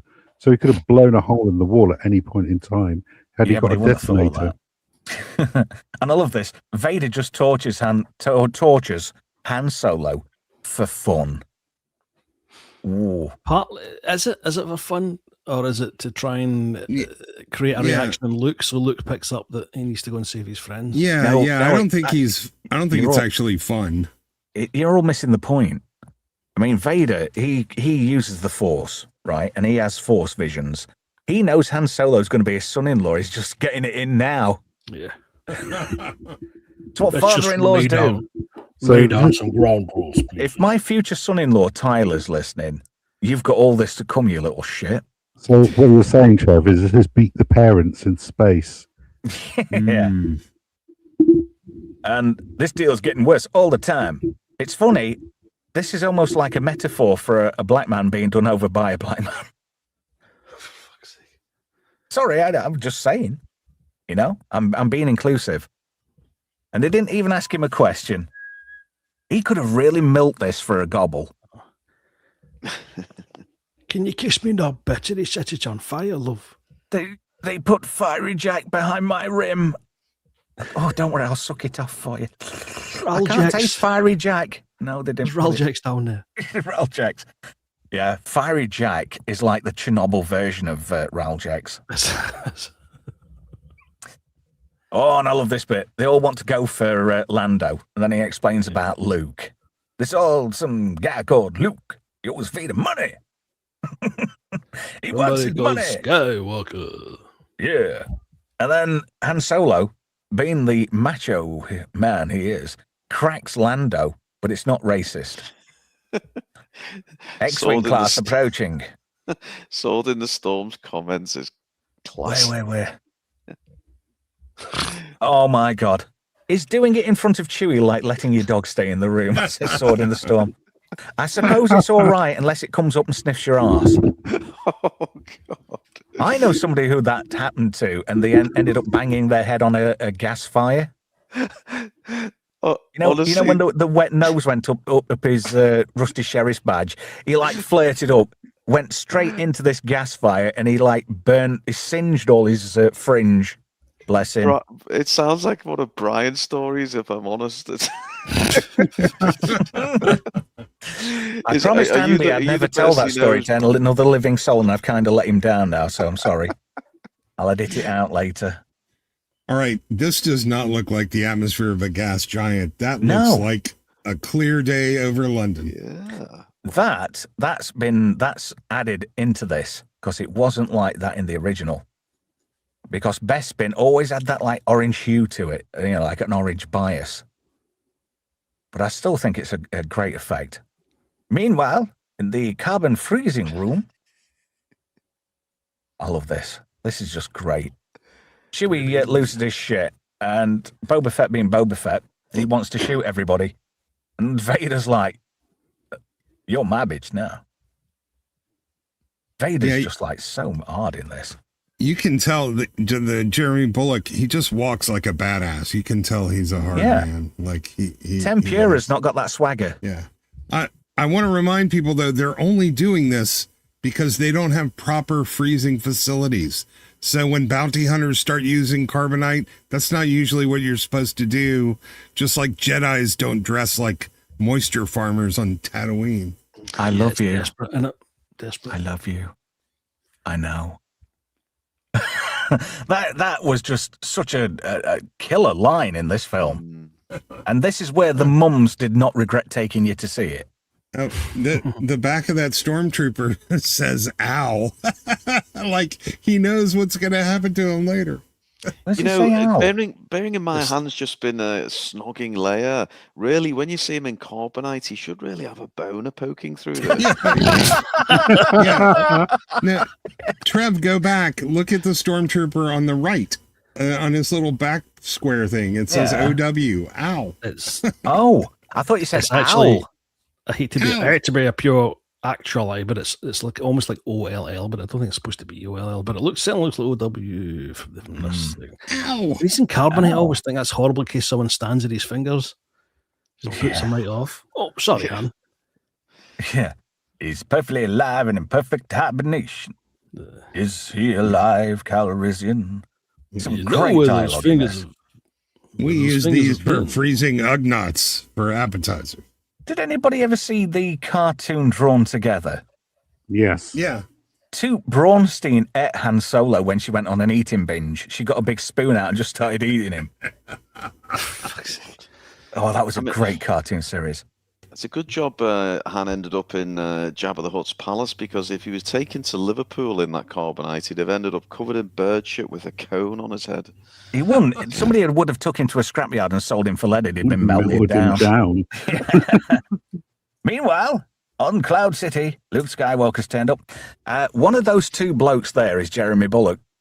Oh, wow. Yep. And a little bit later on, Jeremy Bulloch is there in the next scene. The magic of cinema. some great action shots in this. It's all very quiet and eerie, and it gets very like Ghost House, even though it's very well lit. Who was that? Jesus. I thought it was one of your sound effects. No. This is what it sounded like.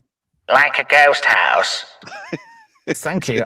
I'm whoever's doing that, can they stop? I do not judge. But anyway, Leia starts screaming, "It's a trap! Luke, it's a trap!" Meanwhile, old Lando Calrissian's sexting somebody, and it's Lobot. He sent him a dick pic, and it's like, whoa, is that big? Do you know why he's called Lobot? Because he's been lobotomized. He had an accident. And that's repaired his brain. It's funny, last week, there was lobotomy in last week's film, The Black Hole, because the original crew of the Cygnus were all lobotomized and reprogrammed to perform basic tasks on the Cygnus. Yes. Do you know, he could have, like, reprogrammed all the chicks and had, like, a 15-way. No wonder he was saying in, through, and beyond. He was doing them all. But they were all dead. That's the problem. Well, yeah, it was zombies. Here's pretty trivia question for you guys. See if you know this one. There's only 2 in the whole of Star Wars, and I'm including Disney. There's only 2 bald white men represented. Now, Lobot's one of them, obviously. Do you know who the other one is? Vader. Yeah, Sebastian Shaw. Vader. Oh, I don't know. I wasn't thinking of him. Three Hasn't he just lost his hair from the fire, though? Yeah, but which film out of the original 3? Give us a clue. Well, I'm including Disney. There's a serious lack of representation, actually, for white bald guys. Yes, you got it, Brian. Snoke. It's Snoke. Yeah. The Force is with you, young Skywalker. But yeah, we're not really sure that Snoke is white, though. No. I think you're being racialist there. I think you might have dropped a boo-boo. Isn't he a clone of Palpatine? I don't know. Oh. It's, you know, we don't care about this. There's only 3 Star Wars films, I'm sorry. Yeah. And this is the second one. But this is the ultimate battle. Father versus son. And there we go. There he is. Jeremy Bullock. Jeremy Bollocks. There he is. Without his glasses on. Has anybody seen that picture where he's in Jedi and it's between takes and he's got his Boba Fett helmet off and he's there in his glasses? Is that not the stuntman who's there with the tash? Yeah, it is. Yeah. It's a different guy, I think. He looks so uncool without that helmet. He looks like your teacher, doesn't he? Yeah. Like somebody who's a supply teacher for games. He's also the pilot who tells Jimmy Smith's character that he's needed at the Senate. I'll tell you something. I'm so glad you said Smiths after the Jimmy. I was shitting my pants. Jimmy? How else could you mean? Don't set the boomer off, please. Esther. Why? Looking at you. No, I'm good. I was just gonna. Why is the guy from LA Law in freaking Star Wars? That's my only question. In The Phantom Menace, and in fact, all 3 of the prequels, isn't he? Yeah, it's the guy from NYPD Blue and Dexter. Bail Organa. He plays Princess Leia's adopted dad. He wasn't the original. He wasn't the original Bail Organa. Sorry, Trev. This is how Bespin should look all the time. Yes. It should have that orange hue to it. Put him in the cargo hold. He's worth a lot to me. No, you did it wrong, Travis. Put him in the cargo hold. He's worth a lot to be alive. There we go. You got it. And I don't like how Disney and the toy companies have to be politically correct and change the name of the ship. You know? Yeah, it's not like they call it slave like it's a good thing, you know. Well, their argument for this is the ship's name isn't actually mentioned in canon. It only appeared on the toy boxes because they needed something to call Boba Fett's ship. So somebody at Kenner's responsible for Slave One then, as MC says. Yeah, correct. So blame Kenner. if you look in the top, oh, never mind. You've moved this. What? Go on. If you look in the top, you fucked the joke. It doesn't matter. If you look in the top right there, there's another couple of scout walkers there. If you want to add that to the. Yeah, there you go. Well, you ruined my joke earlier, you bastard. Oh, sorry. Oh, and I love this. They missed just in the nick of time. And why do they think a regular blaster's going to take out the shielding on a starship? Yeah. That's, delusions of grandeur. Grandeur, rather. Try to say this for the last 15 minutes.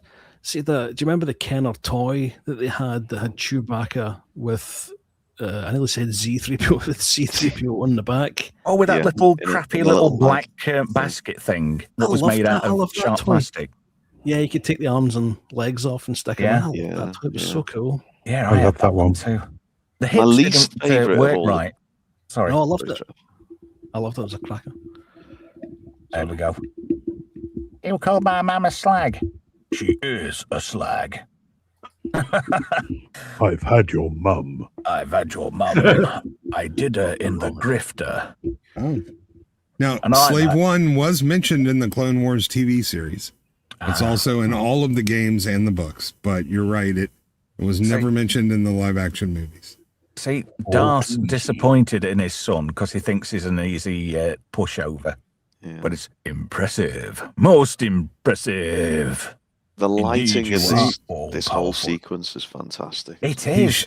Whoever did this should have been nominated for an Oscar. And I'm not saying that. I'm not blowing I'm not blowing carbonite up somebody's arse there either. I truly mean that. Luke If only actually he looks like hadn't he. have- It's all right. Don't mind me at all.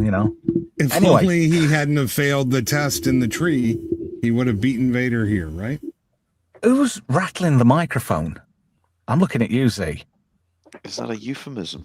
I don't know.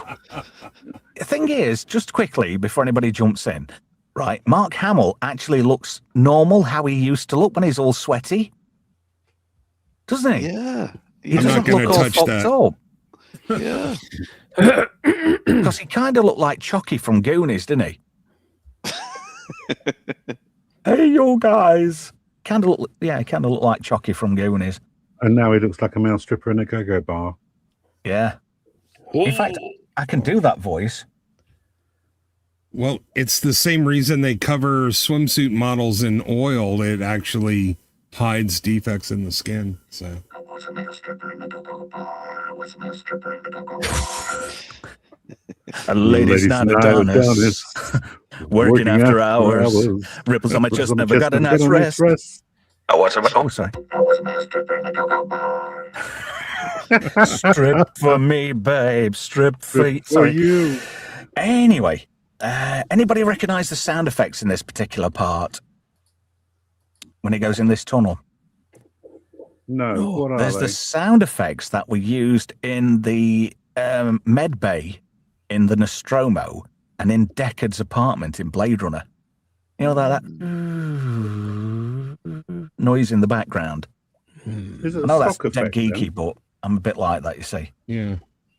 And it was very alien with the shutters coming down behind him. It was like, I'm Yeah. approaching the third junction and then the shutters come down on him. Yeah, I just remember when that door shuts behind him, it was like, boom. Yeah. You're not going back out that way, dude. You can tell Erwin Kirshner made him stand there for at least 3 minutes and they just filmed it coming down. And yet the battle ensues and continues. They can just look normal again now. What the hell's going off? Is this before Corvette Summer or get it in early? And I love this when he's chucking all them boxes at him. Anybody see that meme where there's a thing where it's like you've got a friend and he just keeps bombarding you with memes? Anybody seen that one? In No. fact, I think I sent it you, didn't I? Z? Did you not see that one? You might have done. You send me a lot of things. Most of them are dick pics. Yeah, but so what? I'll tell you what, interesting fact. Did you know this is the only stunt that Mark Hamill didn't do? Really? I wonder he's better looking then. Other than He did this one, jumping out the Bespin window, he did all of his other stunts. Including the one in the Corvettes. That was an impressive stunt. Yeah. Yeah, he used his face as an airbag. RG says in the chat, I actually remember seeing this part in the theatre, and man, I jumped when that door closed. Yeah, me too. That is good. And I like this. You get to see how big, the interior of Cloud City is. That goes all the way down. And how that... It's in a gas giant. Is it just floating? In the air, anyway. anti-gravity engines, yeah. And he's just hanging there, and you're thinking, get up, Luke, get up. Look at that. I'm not racially stereotyping or anything, but all of a sudden, this guy can't get access to anything. He's only been out of a job 2 minutes. Hey, everybody. Caps are coming. Popo's coming. Make a run for it. Split. This is the bit I don't like. They shouldn't have included this bit. All the rest of the exterior shots of Cloud City and whatnot, fine, fair enough, but like this bit, and there's another bit where he's talking. Oh, I can't remember. Yeah, that one looks busy. Yeah, the thing is, it's the gas giant, atmospheres and pressure, and I know it's a movie, but stretching the imagination beyond the laws of physics is just rhubarb. Oh, look at that. C3 R2D2's humping that wall like a Yorkshire Terrier with a slipper. And he does that thing where it's like licking the top of a 9-volt battery. Yeah. Well, you know about that, and especially... Do you know, I've got a feeling, Z, in real life, you're like Mr. Nipples from Little Nicky. What the hell is that? Do you not know who Mr. Nipples is in Little Nicky? No, I don't watch Adam Sandler films. I think he's horribly unfunny. Oh, it's a Clint Howard character. Ron's brother. Interesting side note, because I've been doing Babylon 5 over on Rumble. Do you know who played John Sheridan's dad in Babylon 5? Rance Howard. Ron and Clint's dad. The bloke, Mr. Boomhauer from Gentle Ben? Yeah. Yeah. Gentle Ben. Can you remember that? Yeah, his name's actually Lance Howard, but Japanese people call him Rance Howard. His name is Rance, not Lance. I'm sure it's Rance. Rance Howard. Is that short for rancid? Oh, this is great. I just love how the falcon's lit in this shot. And that's a full-scale set piece. I mean, the bit behind it's blue screen, obviously, but that is just impressive. Look at that. He knows how to shoot a shooter. At least he keeps his eyes open during this. Whereas try to get shots of Carrie Fisher with her eyes open when it goes off. Yeah. Do you know that all the weapons used in Star Wars are old World War II guns? Yeah. Acquired in the German, from the Germans in the war. Because these are just real guns firing blanks. Obviously, they draw in the lasers after. But you can tell that's a blank going off because you've got all the smoke from the powder. Mm-hmm. Oh, there's always one stormtrooper, isn't there? He'll be doing the... Leroy Jenkins. Leroy Jenkins! He'll be doing the Wilhelm scream in about 3 seconds. There we go. Fire away at it. I mean, it's not shielded at all, you doink. And that always reminded me like the tail of an aeroplane for some reason. Do you know who painted the matte painting of the shaft? What? Oh, Ralph McQuarrie? Jimmy, no. No, fuck. Moving on. No, that one, McQuarrie did most of the matte paintings, and then the other guy did like the Haas stuff. But this one was Harrison Ellenshaw. I admire his vein work. Yeah. He made it look very... throbbing. Yeah. Pulsating. It was very fleshed out.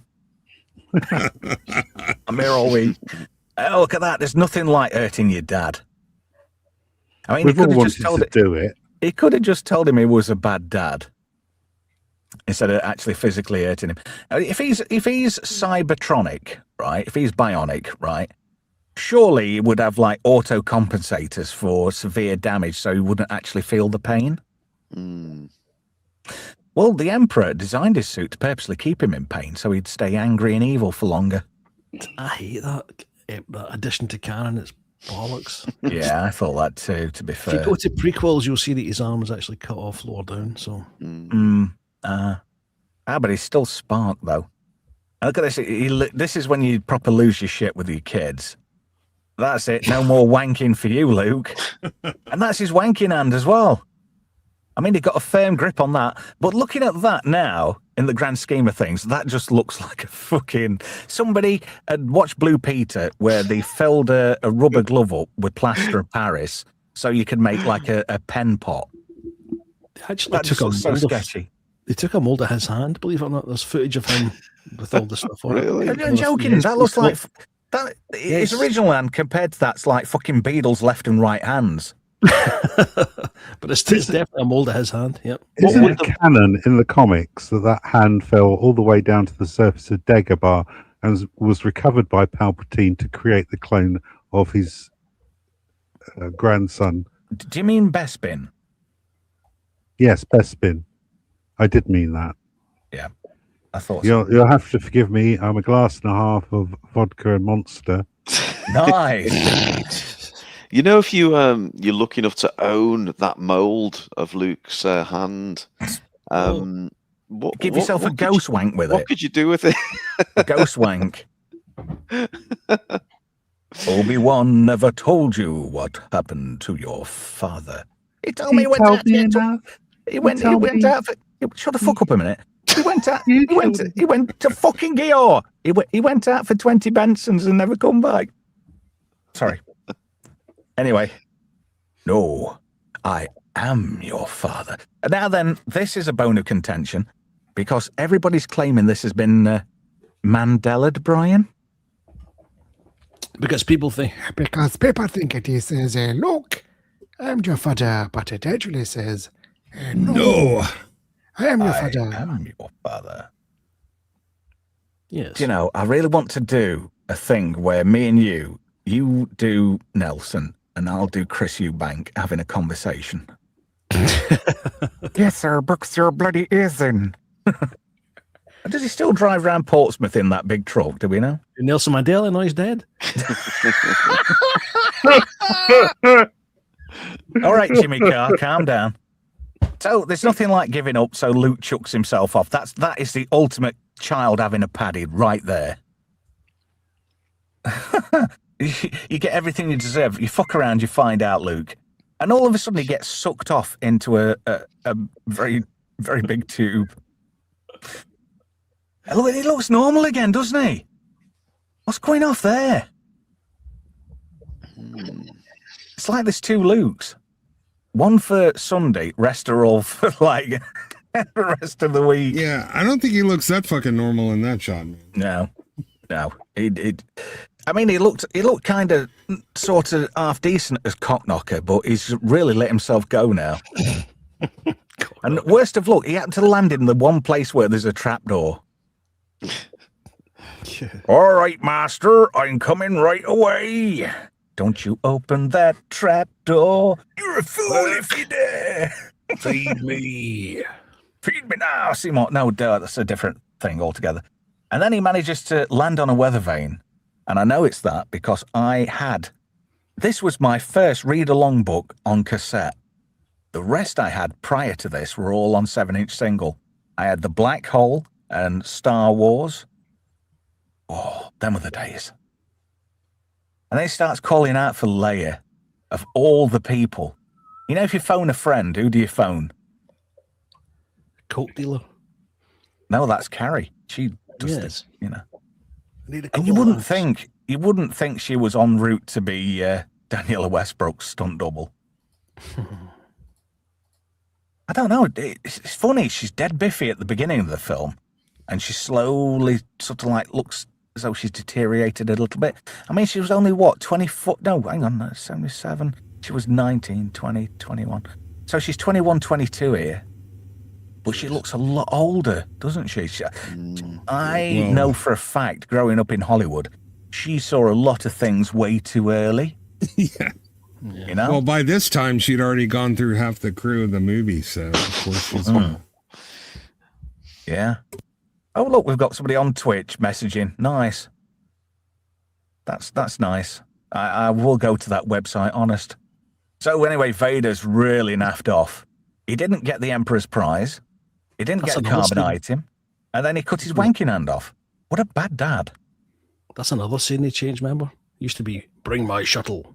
Yeah. Changed to alert my Star Destroyer, prepare for my arrival. Yeah, So I mean, when he said "bring my shuttle," you can sense he was absolutely angry in the delivery, and it was kind of softened for the re-release, in my opinion. Yeah. They dumbed it down. George went more for the kids, you know? I think he was trying to bring a whole new generation into Star Wars, so he softened the edges up and didn't do a very good job, really. And yet he said, it was my vision for these films to be like this in the first place. What bollocks. He did it for the cash. Show me the money. Look at this. They get like Airwolf and they start hovering. And Lando goes and rescues Luke. It's like, I've never seen you before, but I'm here to rescue you. Luke's not going to argue, really. If he just had your hand cut off. So, hang on a minute. Do lightsabers actually cauterize what they cut off? Because it didn't work out for the old Love Walrus, did it, in the cantina? Yeah, that's a strange one. Yeah, they are supposed to cauterize. Yeah, but there was blood on the floor when Obi-Wan took Dr. Doofwhatsits. Yeah, absolutely. Maybe he was low on batteries. Apparently, there is a rumor, and I saw this on a short on YouTube, that Dr. What's-his-face, I can't remember his name now. Come on, somebody fill me in. Wazo. Anyway, him, because he's got a face for radio, let's face it. He did the work on Lobot. Now, has that blown your mind a little bit? Yes. Because he that's why he was wanted on 12 systems, because he was lobotomizing and reprogramming people, a bit like Dr. Hans Reinhardt. Oh, I love TIE fighters. Do you think that Lando Calrissian used his little Game & Watch to make Lobot do questionable things? Like peg him? Yeah. Do you think? Because Lando's a robosexual now, according to Solo. Fuck off. So he must have fancied him on some sort of level. Yeah. Oh, look at that. She gives him a peck here as well. I know. Unconsensual. Do you think she's not on normal courtyard exercise? I think she fancies her brother. You already said to her there, don't you? Do you know Lorraine Baines? It's got his wanking hand conveniently in there. And I love this. There's Vader's Star Destroyer. Look at that. 5 miles long, 3 miles wide. Like my wife's ass. Look at that. Vader's got a really shiny helmet, see? Did you polish it? I do. Luke. Father. Luke. Father. Nicole. Papa. Nicole. Papa. Nicole. Papa. He accepted that pretty quick, didn't he? He went from no, and then father. It's like they'd not even been on Jeremy Kyle for a DNA. Apparently, the reason he did that was so that the audience would accept the truth that he was his father, and then they had to do the same thing again in Jedi because they reckoned that people didn't believe it. Yeah, my father, even though he's already accepted that, it's just to hammer it home to the audience. Thing is, though, it could have been just because he's an evil douche. He could have just said it to mess with his head. That's a bit of a sick joke. Well, you know, he's on the dark side. They're allowed to be sick bastards. Mind you, he did set up that dinner thing with Han, which must have felt hilarious in the planning stage, and then tortured him for lols. So, I wouldn't put fucking with Luke's mind past it at all. Yeah, can you imagine... You can't say dark side of the Force, dude, anymore. That's racist, man. You have to say the diverse side. Can you imagine that, though? You know, Vader and Boba Fett just talking. Do you fancy going for a pint? No, I'm having dinner with my son-in-law. Oh, look at that. Not finished repairing C-3PO. Come back and attach my penis module. Did you ever get that soldered back on? Did he do a good job? It's a shame he never tackled his drinking demons, is it? It's multifunctional with a 5-volt USB connector now. So nice. Is there a 3.3 volt switch just to for adaptability? Well, if you fancy the slower speeds, certainly. R2's always sticking his rod in where it's not wanted. Little bastard. And look at that. How did she know to twang that knob? Oh, Mary Sue, you see. Yeah. Oh, Vader's pissed. And who's the first person to start crapping the pants? Oh, Admiral Piet. See me in my He quarters. thought he were going to get it. He's shitting his pants. Oh, this is a fantastic... This model of the medical frigate is absolutely huge. I've seen it firsthand. It is massive. And I like this. This is like the Falcon's docked. And, you know, this is just like such a great setup for Jedi. And have you noticed that he's trying to take over Han's place rather quickly? He's dressing like him already. He's like the chocolate edition. Is he literally wearing Han's clothes? He's raided his closet. Yeah. He's putting the moves on his woman and everything, man. Damn. He's even got his dog in that cockpit. That's cool. With his red rocket. Are we sure that there's not a closet on board the Falcon with loads of these outfits in them, and they were all Lando's to begin with? Yeah. I think That there's a could lot be. of closets. I think there's a lot of closets in Star Trek, Star Wars rather. Sorry. So let me just get this straight. An unemployed black guy swoops in, takes the guy's home, his dog, his missus, and his clothes. Yeah. A recently unemployed, I have to add. If you're going to take the piss, you might as well rub it in the fairness of equality. He's a DEI hire. Anyway, Luke's got a new hand. You know what he's going to be doing? He's going to be in the bog for an hour at least with that. Oh, exactly. On Tweaking the overdrive. settings. He's going to be malfunction though, and just crunched it. he's going to be making his own Bacta for at least the next 60 minutes. I love the Lego Star Wars version of this. It's got the clockwork hand. It just all over the place. Nice. Nice. Oh, that is a great... We'd never seen so much detail on a model of the Falcon until now. This is so well done. And I bet you that any money, there's loads of people everywhere that can name every single Greebly on the medical frigate. Look at that. They've gone now. Do you fancy a bit of what they did on Brookside? I've got my hand back, love. Ding, ding, ding, ding, ding, ding, ding. That's his weird hand as well, isn't it? Yeah. Oh, yeah. He's going to try the tit test. You go, hello, love. You ever felt a right tit? He could have done the old Rolf Harris though and used the fake hand, and then a third hand comes out and grabs her on the arse. That would have been good, wouldn't it? There's too much pedoage going off tonight. You mean Rod Hull? There's a wider shot with the Falcon heads off, and there's a bright star on the outer arm of that galaxy there. And I've often thought in my head, I wonder if that's our sun. Oh. You know, that's the Milky Way. No, that wouldn't be far, far away, though, would it? That's like right next door. I can imagine. Manuel Grill says, what galaxy is that? It's the Galaxy of Terror. No, that's a great movie. We should do that one. Anybody else want to bid on next week's film? Because Voice Dude is in the lead with Do Aliens, and we've kind of done Aliens. If anybody wants to up the ante and pick a film that's not crap. I'm not saying Aliens is crap. It's just the fact that we've already done Aliens. Oh, swappers. You job knocky. Well, anyway, I want to thank... as we know. I know. Before you wrap up, Trev, right. I just want to say I really enjoyed that bittersweet ending. It's the first time in a movie that I'd watched that the good guys lost. Yeah. And well, the not Empire only Strikes lost, Back, my friend. They lost royally. They got their asses handed to them on a plate. And I don't know, there's something about me that from a casual film viewer turned me into a cast iron Star Wars fan at that point. Yeah. Half of the theater in the movie at the cinema I was in threw their empty popcorn buckets and soda cups at the screen the first time this movie ended. Of course, yeah. They were pissed. Well, anyway, just quickly before I wrap up, thank you to Gav for the pot knacker. Voice Dude, it looks like we're doing Aliens again next week. But then again, we did it on Monday Night Mayhem, so technically we've never done it.